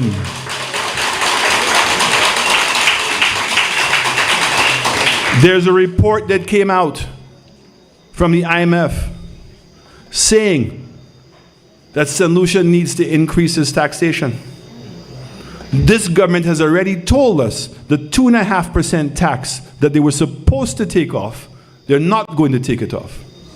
This government has continued to keep the price of gas at $16.50 while the price of a barrel of oil continues to go down. That's a tax. There's a document going around for national health, universal health care. And the government has said that they're going to pay for it by increasing the VAT by 2%. The IMF's report says that the government of St. Lucia should increase the VAT here.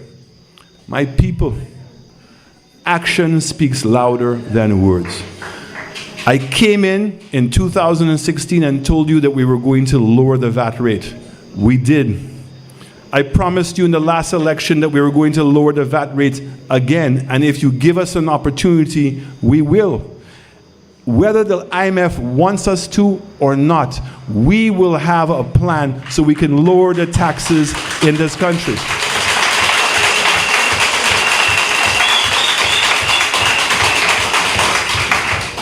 So, very importantly, if the Labour Party cannot give us answers to the questions we're asking, why can't you give us proper health care, and how are you going to fix it? If the Labour Party cannot tell us how they're going to fix crime in this country, if they cannot tell us how they're going to fix the roads in this country, if they cannot tell us how they're going to fix the water problem in this country, and if they cannot tell us where our money is, then there's only one thing that we have left to do. It's a two-step dance. The first step is you all must come to the next elections and vote the Labour Party out of government.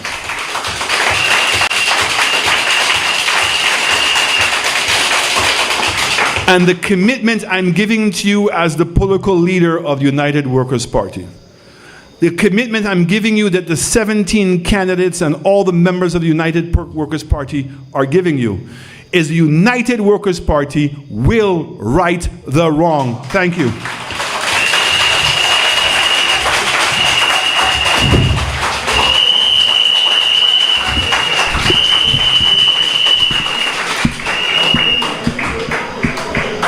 Ladies and gentlemen, that was our dynamic, our fiery, and our visionary political leader. Give him a round of applause once again.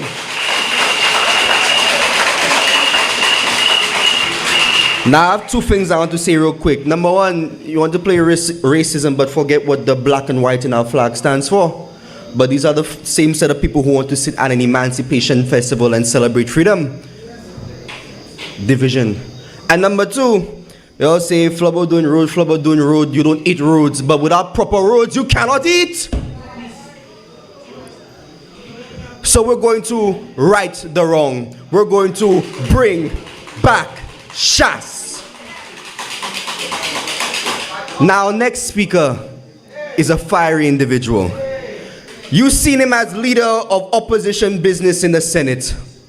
He is the the next parliamentary representative for ancillary canneries. Ladies and gentlemen, let us welcome the one, the only, the fiery, the dynamic, Dominic Fede.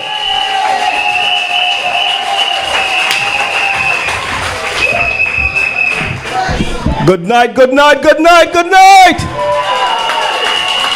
Flabber warriors, are you ready to take them on? Are you ready to do battle? Are you ready for elections? Are you ready for the victory? Now, tonight, I want to tell you, without any fear or favor, our party is under attack. Our political leader is under attack. Our candidates are under attack. our members of the United Workers' Party, every single day are under attack.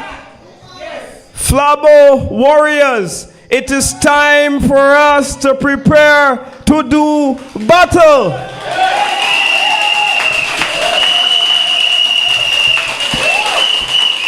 The Speaker of the House told you that he's coming for us with a bazooka.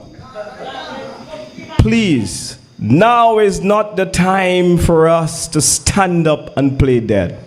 Now is not the time for us to have excessive diplomacy. Now is not the time for us to be passive.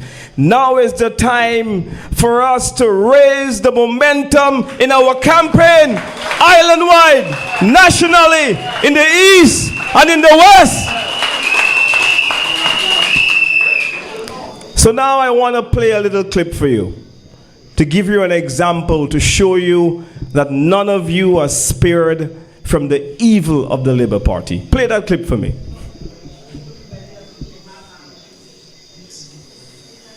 You know? Who are you, an honorary white? Okay. Honorary white woman. You don't need politics. The answer for you all when you all say that, just get out. But it won't take much to get you out. Bebe KSP. Bebe KSP. I'm glad to have Richard Frederick in the cabinet. Because Richard Frederick joined the cabinet. I invited him to join the cabinet as an independent.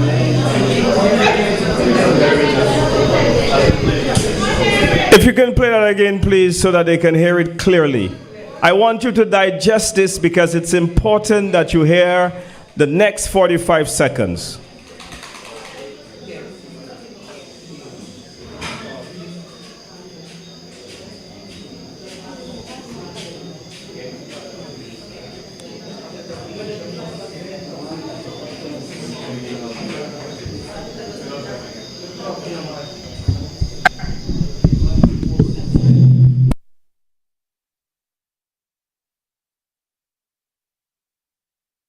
Woman, you don't need politics. The answer for you all when you all say that, just get out. But it won't take much to get you out. Bebe KSP. Bebe KSP.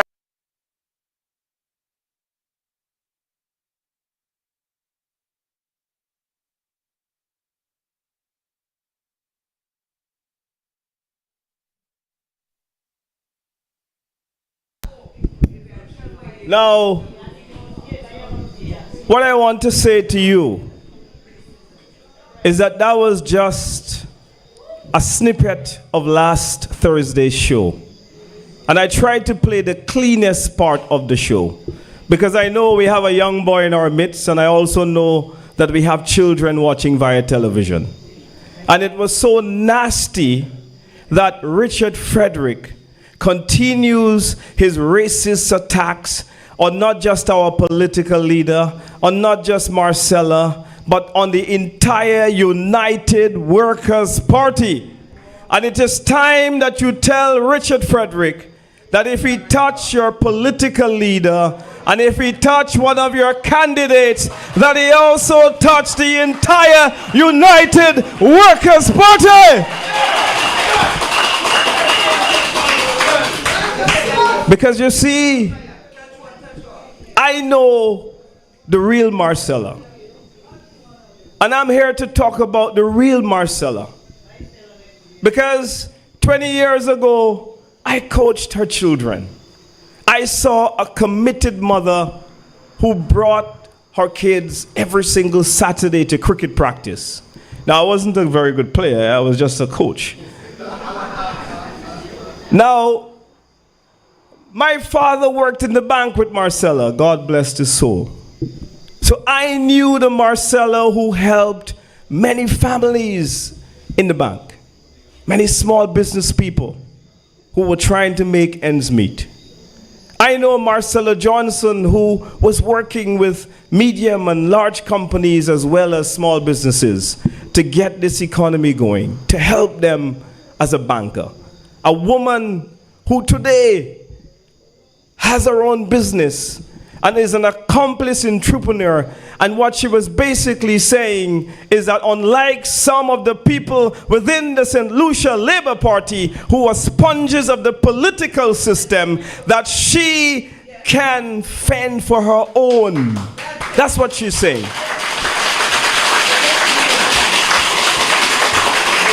She doesn't need to steal cemetery contracts. She doesn't need to create fake contracts to get kickbacks, because Marcella Johnson is a woman who can stand on her own dime. And that's why she was saying that she doesn't necessarily need the politics like others. But Richard Frederick, his only tool in this game is to divide St. Lucians, is to get them to hate our political leader. And he will go at every extent. He will use the race card. He will try to tell people that there is something fundamentally wrong with Alan Shastney. But I want to say to Richard Frederick tonight that Alan Shastney, whenever your government has the balls to call the next election, that we will stand with him so that he can become the next Prime Minister of St. Lucia.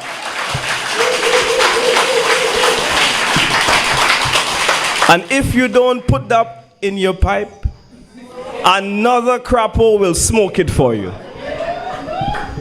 And so we cannot be passive. There's a lot at stake. This country is going down the drains. We are in trouble. We cannot allow what is happening for governance in this country to continue. We cannot allow the rampant corruption that is taking place to survive and thrive in the echo chamber of our government. We cannot allow that to happen to our people anymore. We cannot allow people, because of their political colors, to be victimized by a political party. We cannot allow a man, because of the color of his skin, to be abused and victimized, and every single member in the Labour Party remains silent. We cannot allow that. You know, this is such hypocrisy, in that I watched the same Richard Frederick on Thursday night boasting about 2024 being a great year for tourism. Could you imagine that? So on the one hand, you're calling Alan Shastney a white man, and on the other hand, you're running to the United States and beg them to get your visa back. Could you imagine that? So why do you want the white people's visa? If you are so black conscious and you don't like white people, why did you beg the Americans to get your visa back? Why did you make such a big deal about it when they finally give it to you? And it wasn't a personal visa, it was a diplomatic visa, because you're a government minister. And so you all have to understand that the reason why Richard Frederick is fighting so hard to stay in government is because he will lose his visa if he is not a government minister anymore.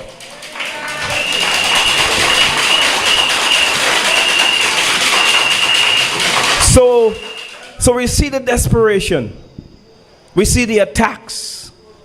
He will take off the gloves. No holds bars. He has no limit. He will tell you about a woman's private bedroom business. This is how sick this man is. He will tell you about all kinds of stuff. You all remember, it was not so long ago he told me that I needed to take a DNA test because my mother may have passed a botin on my dad. You all remember that? Yes. And so this is the lowest level of politics that we have ever seen in the history of this country. If he can do it to me, he will do it to you as well. So why we are fighting is not for the political leader. He can take care of himself. We are fighting for prejudice of any kind. We are fighting for the autistic child who is being abused and prejudiced against every single Thursday on that show. That's why we are fighting. And that's why our fight and the potency of our campaign is so important, because we are fighting for the life and for the survival of St. Lucia. Now, the same Richard Frederick stood up in the parliament and he told the House of Assembly that Philip J. Pierre will never get rid of him because he is the Messi of Barcelona and he is the Mbappe of Real Madrid. Now, you know what that means, right?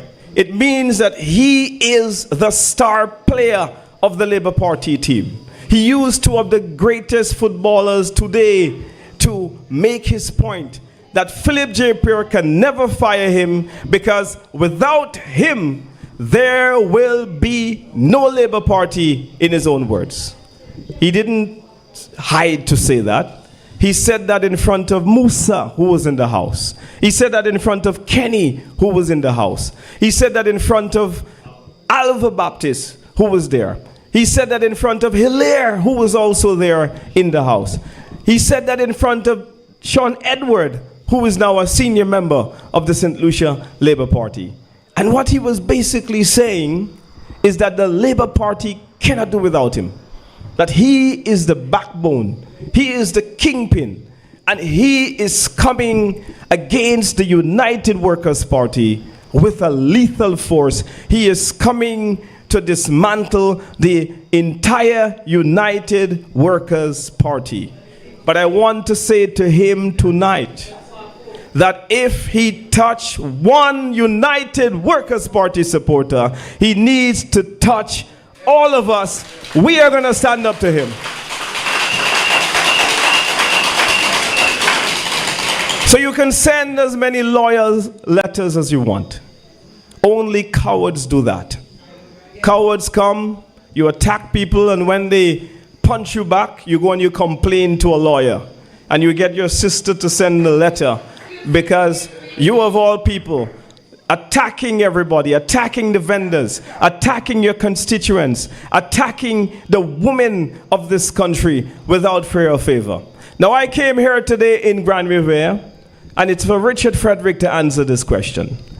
Is it true that what they have said about you here in Grande Riviere, something about you forcing entry into someone's house when a friend of yours was overseas, is it true that you forced yourself into somebody's house when they were overseas? Is that true? And I leave that there with you.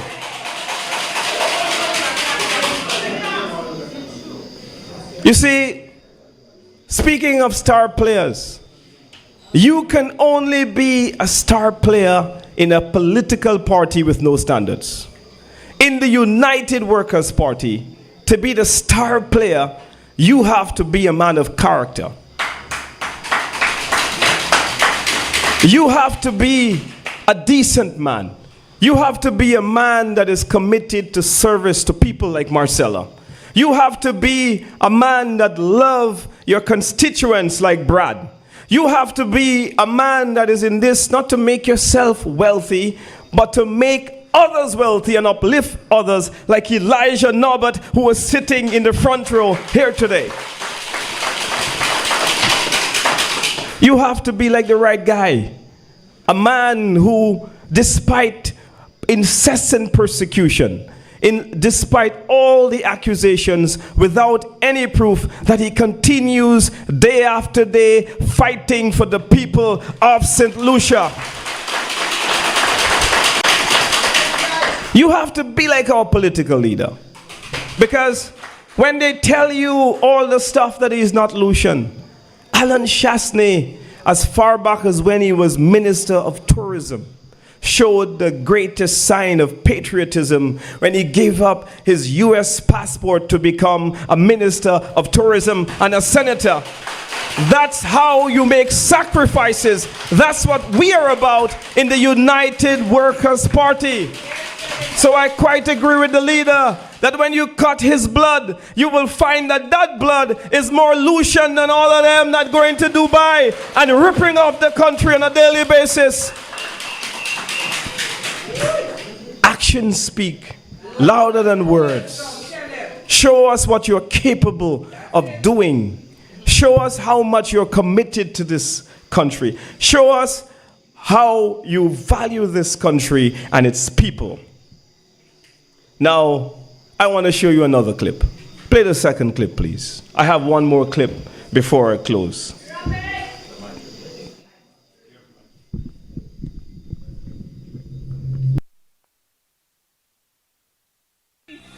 I'm glad to have Richard Frederick in the cabinet. Because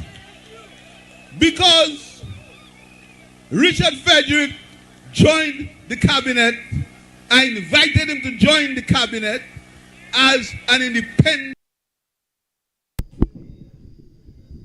So that is the ancillary meeting that they just had, where the entire Labour Party came to get me.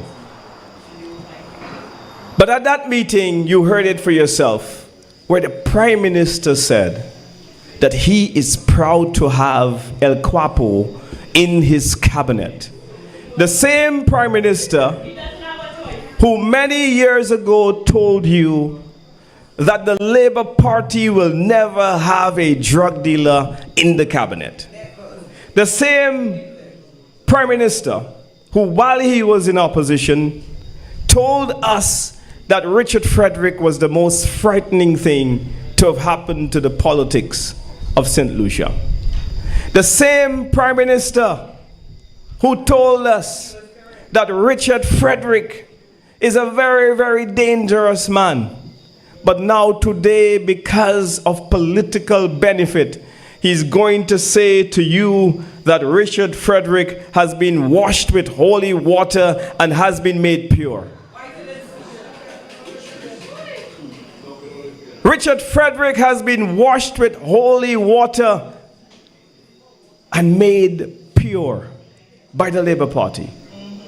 This is what some people will do just to win an election.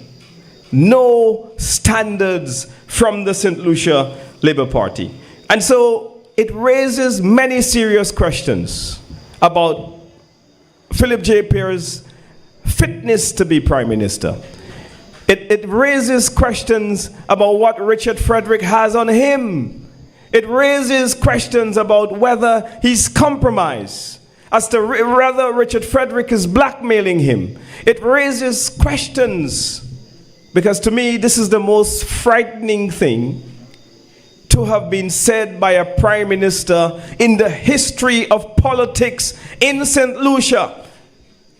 And so, what does Richard Frederick have on the Prime Minister that he, knowing all that he knows about Richard Frederick, will go in ancillary, stand on the stage and tell St. Lucians that he is so proud to have El Quapo to be part of his cabinet? And this is the danger that we're in at this critical moment in our country's development. That the St. Lucia Labour Party, a government that is presiding over our affairs, is willing to lie with anyone, to be with anyone, just to have political power. This is the most frightening thing, I say to you, Mamai Flabo, that has happened to the politics of our country. And if we don't fight to make sure that we right this wrong, then we would be culpable, just as the Labour Party, of destroying St. Lucia with the type of characters that they are bringing into the cabinet. And so we must fight against them. We must stop them. We must stop this cabal. We must stop this mess from happening. We must make sure that we sound our voices, because if we don't, everything that we want to do is at stake. Every policy, every motion that we brought to the convention last time, and there were 13 of those motions which we want to get passed.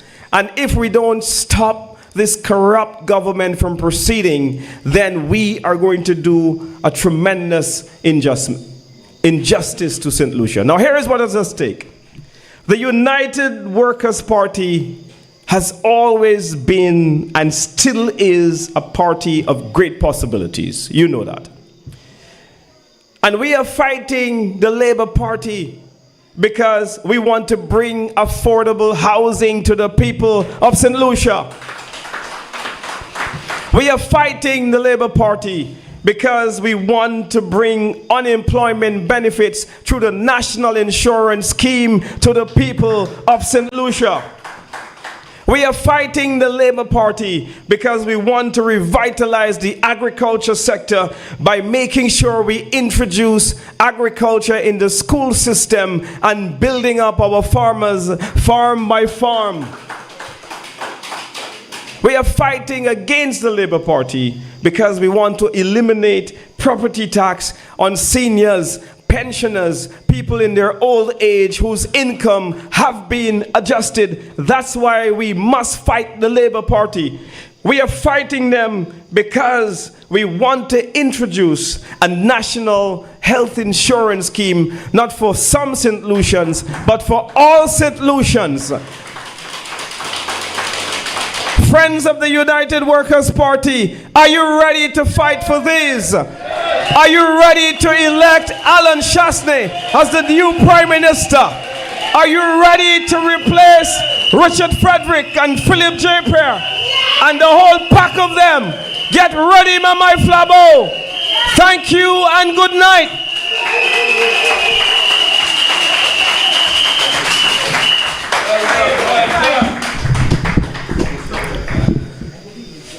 Ladies and gentlemen, that was the fiery and the sensational Senator Dominic Fady, the next parliamentary representative for Ansbury Canaries.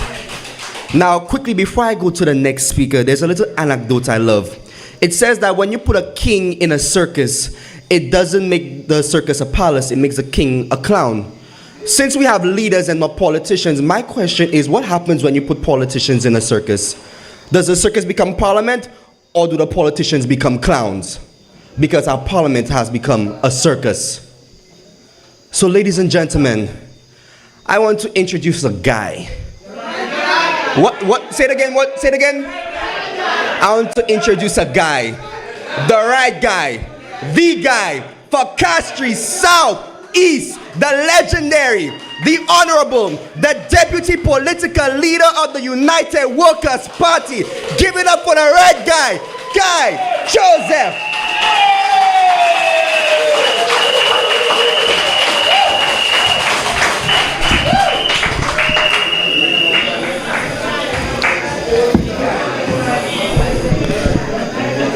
Mamai Flambeau. Good night. Oh yes, we've had some real fire in Grande Riviere tonight. I take this opportunity to congratulate the constituency branch of Gros Islet for putting together this event today, of visiting the houses in the community and of hosting this Sunday live. You see, I want to build up on where my colleagues have left off. I bring you greetings because there is a lot at stake tonight. It is not the regular politics of the day. Labour Party only plays dirty. That's the only thing they know. And when the tide is against them, you know they get desperate. And desperation leads to much attack on fair and decent citizens. Prior to the entry in the political arena, did you ever hear a bad word about Miss Marcella Johnson? Brad, did you hear anything bad about Brad? Elisha? Alan Chasney was a model citizen of this country prior to his entry into politics. But Alan Chasney is still a model citizen. It is the Labour Party that is playing dirty politics with people.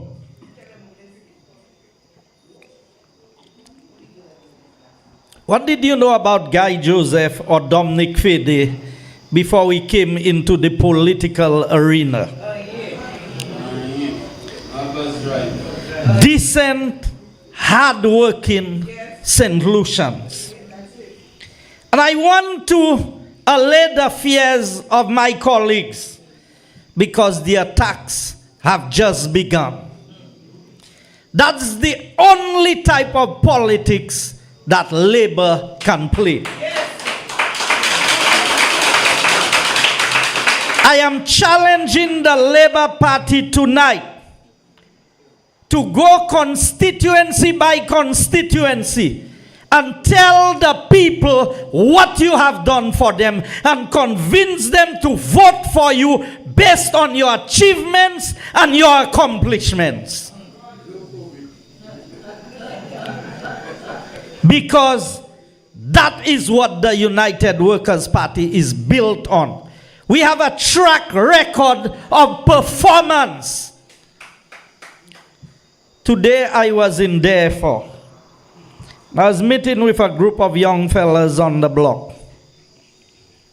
And I asked them, I said, in the last 25 years, Labour Party has been in office for 15 of those years and UWP for 10 years. I want you to point out one thing for me that Labour Party has done in your area. Just one. It could be a retaining wall, it could be a concrete drain, a footpath or something. And with the group of young men I was speaking to, they could not come up with one single project that was undertaken by a Labour Party government who has been in office for 15 years.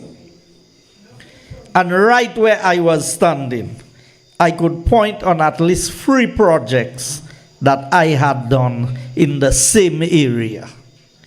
Now, they invited me to the area. I didn't choose the area for you to think I went somewhere. Now, I want to say something here.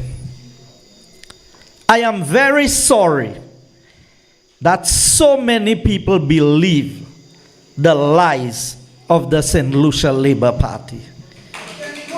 It is very unfortunate that our people who are intelligent, who are educated, who generally are good people, have allowed themselves to be fooled by the lies and the propaganda of a party that has no track record of performance in this country. What they do is make other people look bad to try and make themselves look good. Can you believe that good people are sidelined for well-known criminals and crooked leaders?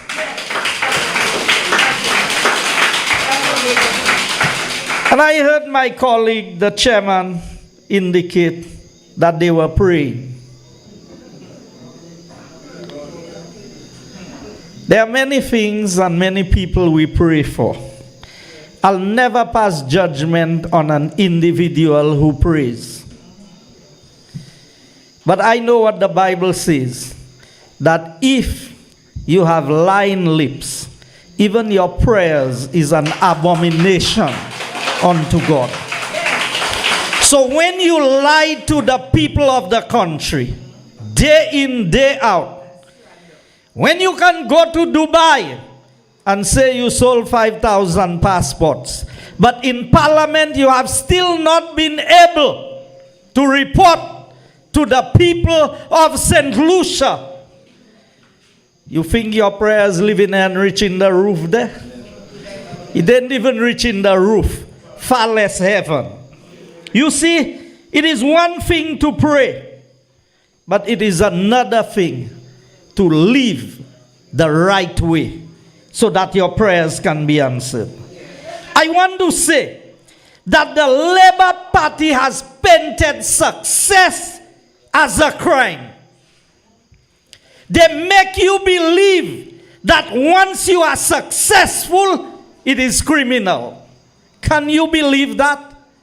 So because Alan Chasney comes from a successful family, that makes him less of a St. Lucian? So they tell you, you are born with a golden spoon or a silver spoon. So I want to ask Philip J. Pierre, your daughter, what was she born into?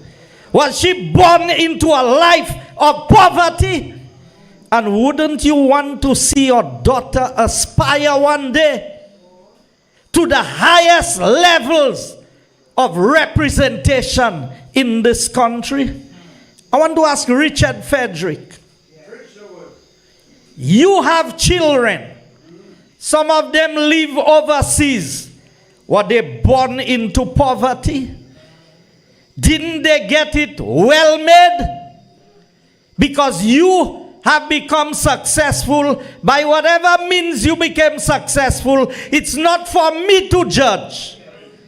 Every man knows himself. Are you telling me that these young people, because they are born from parents who worked their way hard through life and became successful, that they are not true St. Lucians? That they don't know what their peers go through?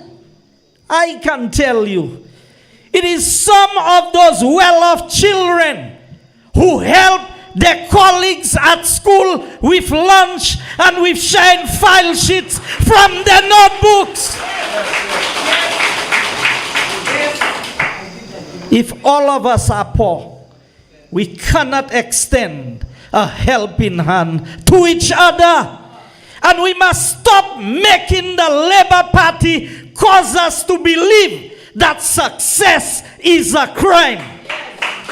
The difference between Labour and Flabo, Labour wants you to remain poor because you say gouvernement malewe. UWP wants everybody to rise to the level of success.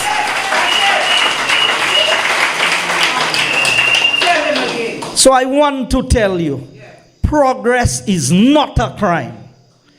And I wish that every St. Lucian could have the life that they want and they deserve.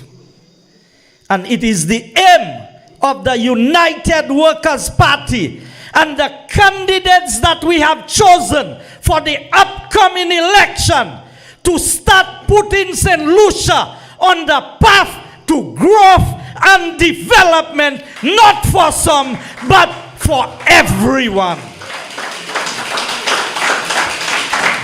That is why I believe in my leader.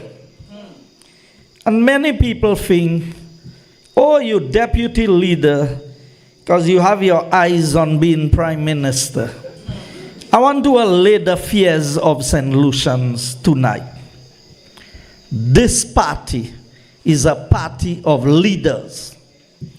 And I have so much confidence in my political leader that I will say on this platform tonight, if we have a situation in this country where the political leader, Honorable Alan Chasney and Guy Joseph, and if I vote for myself, I will become Prime Minister.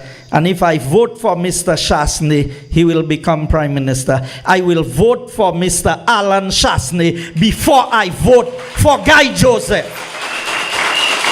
You know why? Because I believe where St. Lucia is today, the best place St. Lucian today to lead this country forward and to develop St. Lucia is the Honorable Alan Michael Shasney.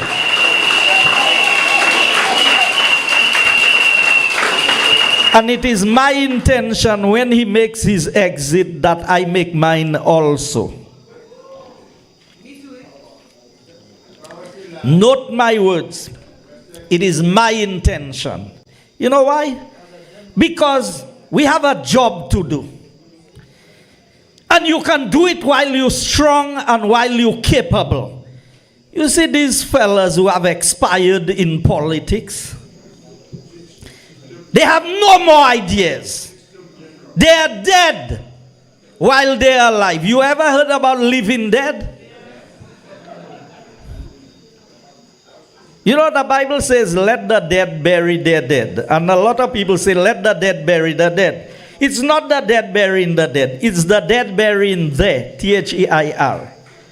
Because outside of God, according to the Bible, even though you are alive, you are dead already. So when Jesus asked the man, follow me. And he said, well, I need to go and bury my father. His father had not died yet, you know.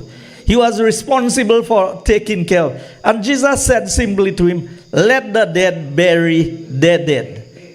We have some politicians in this country. They still walk the halls of parliament.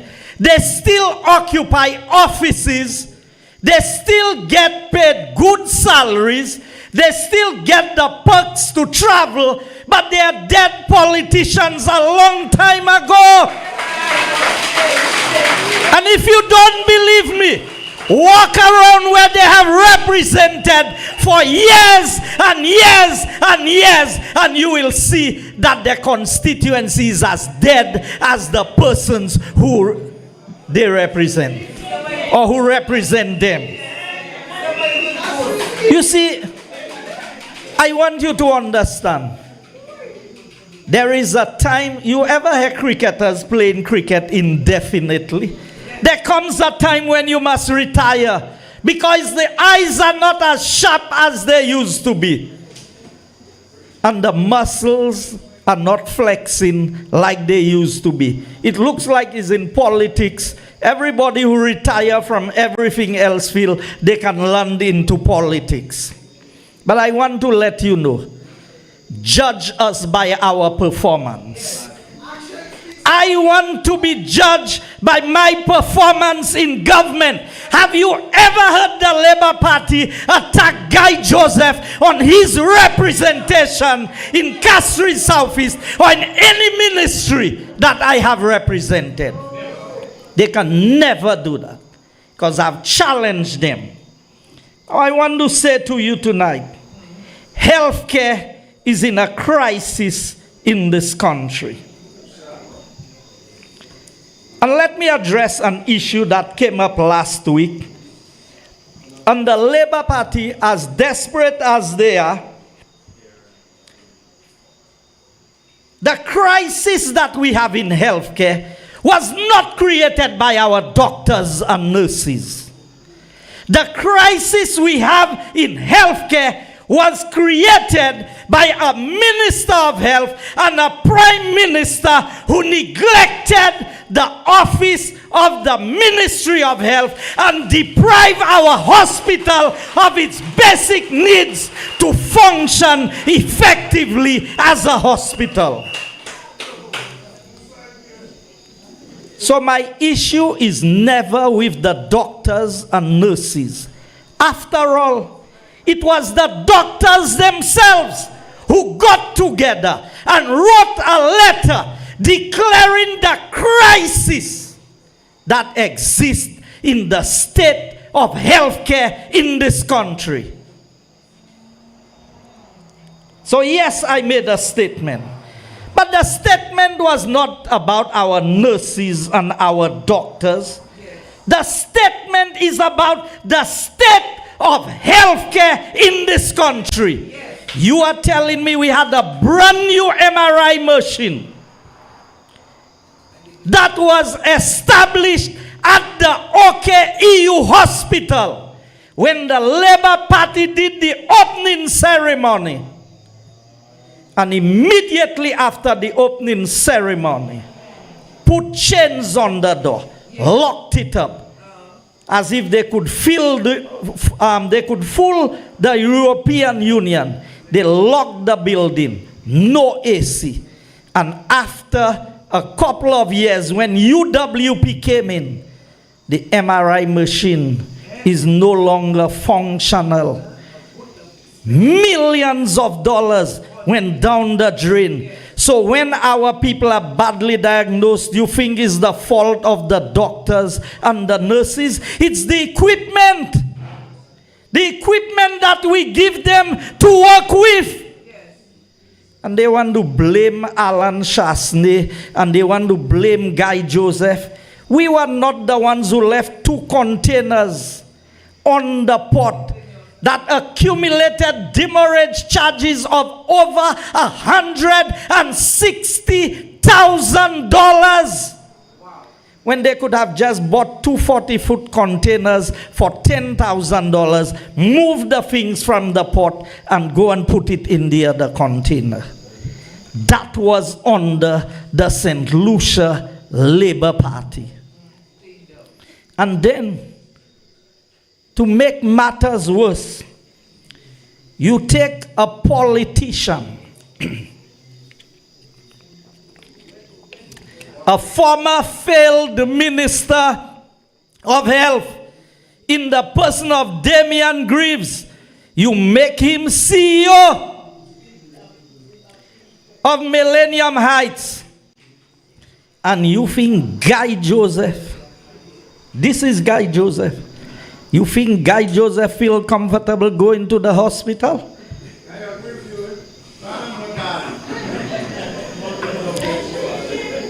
There are certain institutions in this country that should never be put under the control of politicians.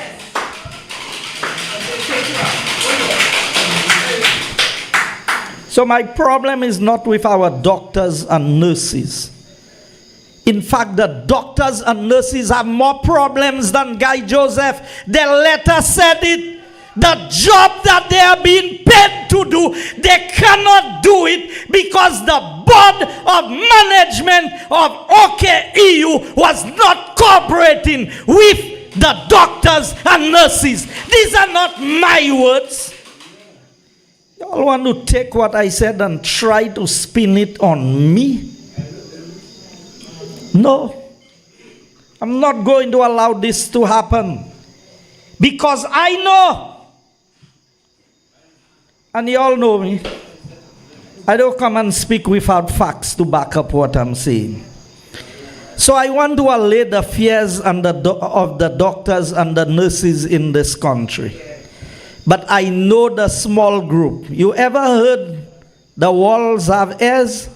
So when Kenny Anthony said it in the parliament, it's okay that they can talk in restaurants about him and they can talk here and they can talk there as if he doesn't know what they are saying. So y'all think I don't know the discussion that took place? And when a health person can come and warn me and tell me, be careful. You think I just come here and I just talk? There are some things I will never expose. But there are things that I know. There are things that we all know in this country. And all I can tell you is the walls have ears. And those who are in the conversation, they know themselves. So it was for you who are in the conversation, not for our nurses and doctors in general. Because I have very good friends who are doctors and nurses throughout the length and breadth of St. Lucia. And I can walk into their offices anytime. But the same cannot be said for everyone. So I rest this case, and I hope I don't hear more about it, because I have more information than I can share. Because I don't just come and talk. I try my best not to be loose and careless in my words and my statements. But I know what Labour has done or attempted to do. Sent my vehicle to a garage, and they asked the person in the garage to plant a device in my vehicle so they could listen to my conversations. Yes, I don't have to tell you the source of my information. I know the people you all have called and offered money to give information about Guy Joseph. The Labour Party plays dirty, but whenever we respond to them, as my colleague Dominic indicated, everybody want to fly high. Now, my final statement on this. For those who felt offended by me going to the US or to other countries, because I go to Trinidad sometimes for medical stuff also,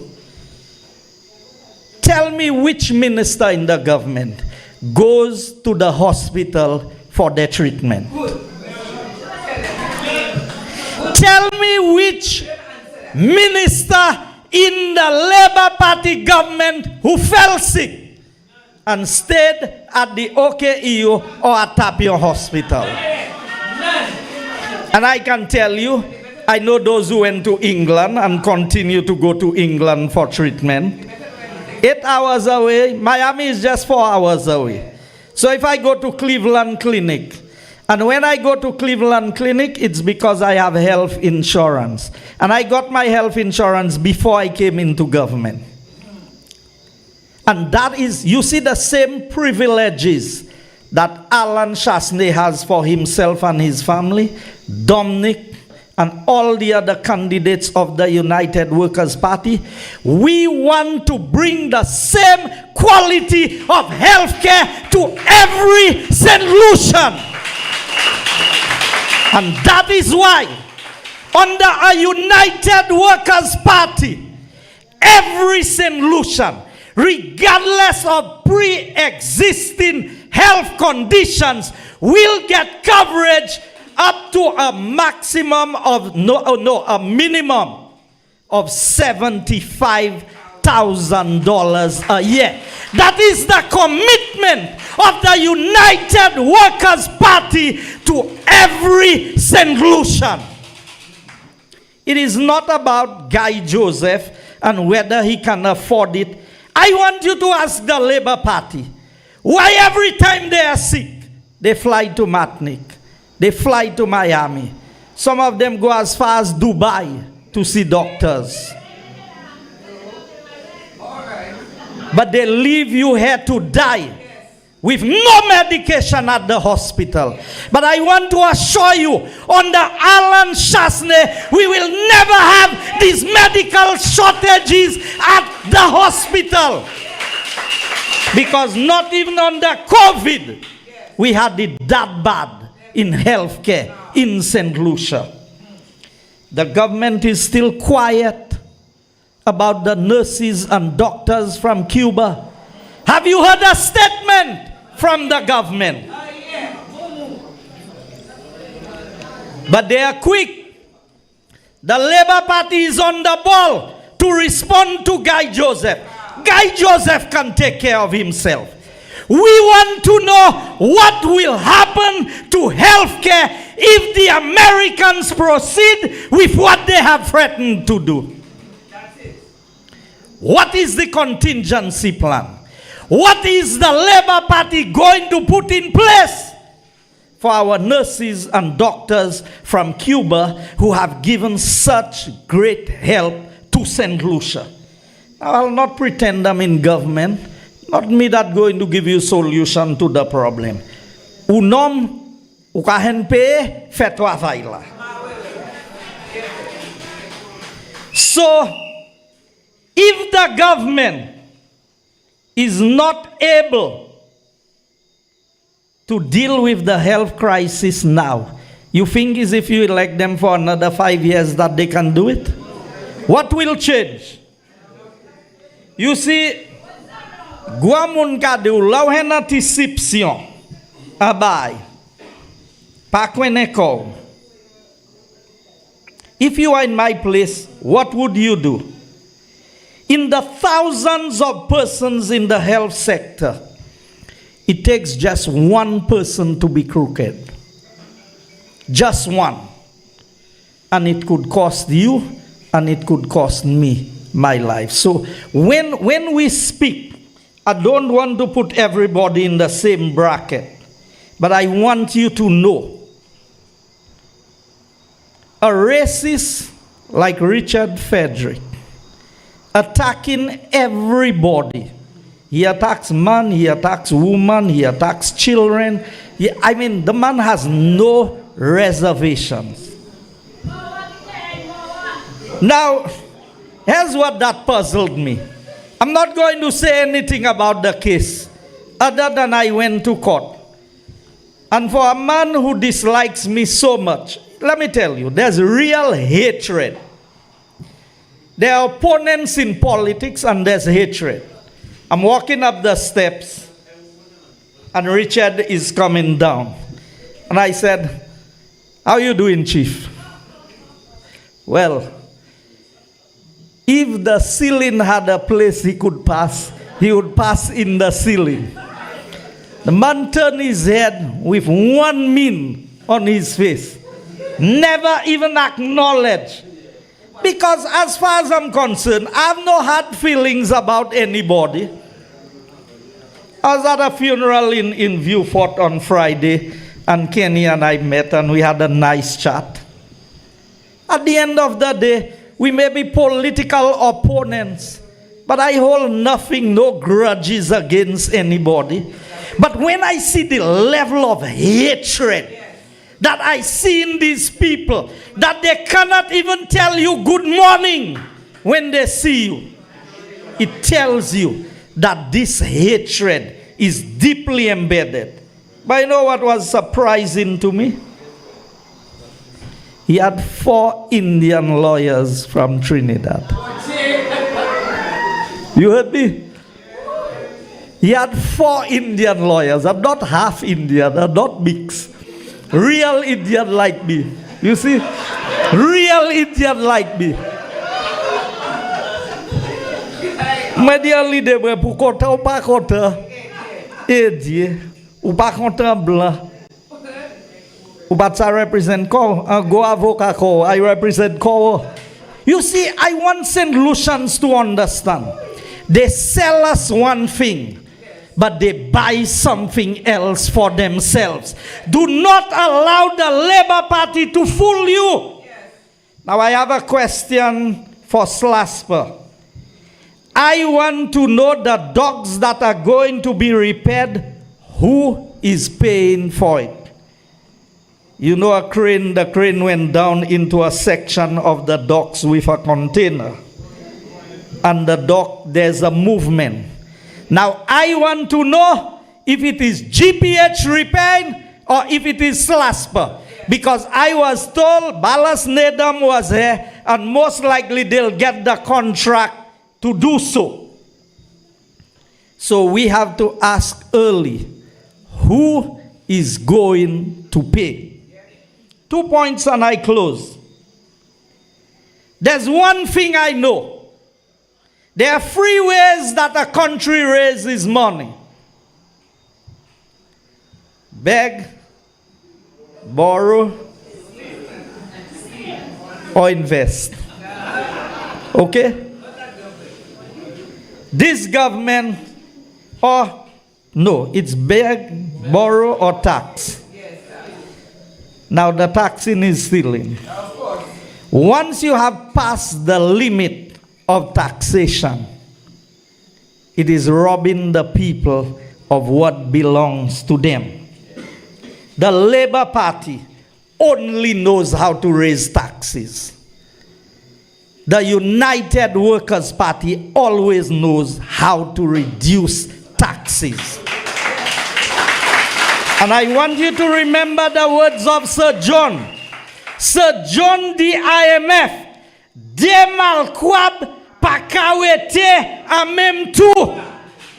They don't have two bosses in St. Lucia. It can be IMF and Sir John. Sir John was the boss, and Sir John said, you not put in no taxation on my people in St. Lucia. I will implement my own austerity measures as leader. You know, after Sir John, who was the next leader that did that? The Honorable Alan Michael Chasney. When the IMF told him, you cannot reduce VAT, Alan said, you cannot tell me I cannot reduce VAT. Because I am going to reduce VAT by 2.5% for the people of St. Lucia. And Alan delivered on his promise to the people of St. Lucia. So think of the upcoming election. Pierre will leave the 2.5% levy. Alan Chasney will remove it. IMF have asked for another increase on the VAT. Alan will not put the increase, and Alan will reduce the VAT further. So ask yourself, who are you going to vote for in the next election? And my closing point, whether you have a visa or you don't have a visa, all of us like to go to America. All of us one day would want a visa to go to the United States. We are in a position today, and the Labour Party is keeping quiet, where there is the possibility of a ban being put on St. Lucians, not for new visas, you know, even for those of us who have existing visas. And that's what I was talking about when I made the statement about health care. But they cut out that part because conveniently they wanted to use it. I want to ask you, St. Lucia, not just Flambeaus, who do you trust best to protect St. Lucia's right to travel to the United States? Is it Alan Chasney or Philip J. Pierre? So, young people, parents, all those of us who have our family overseas, and I don't think there's a St. Lucian who does not have a family member in the United States. When you're planning for this upcoming election to vote, keep in mind higher taxes and the possibility of not going to the US. And when you think of Flabo, think of lower taxes and your protection to be able to travel to the United States. I thank you, good night, and God bless you.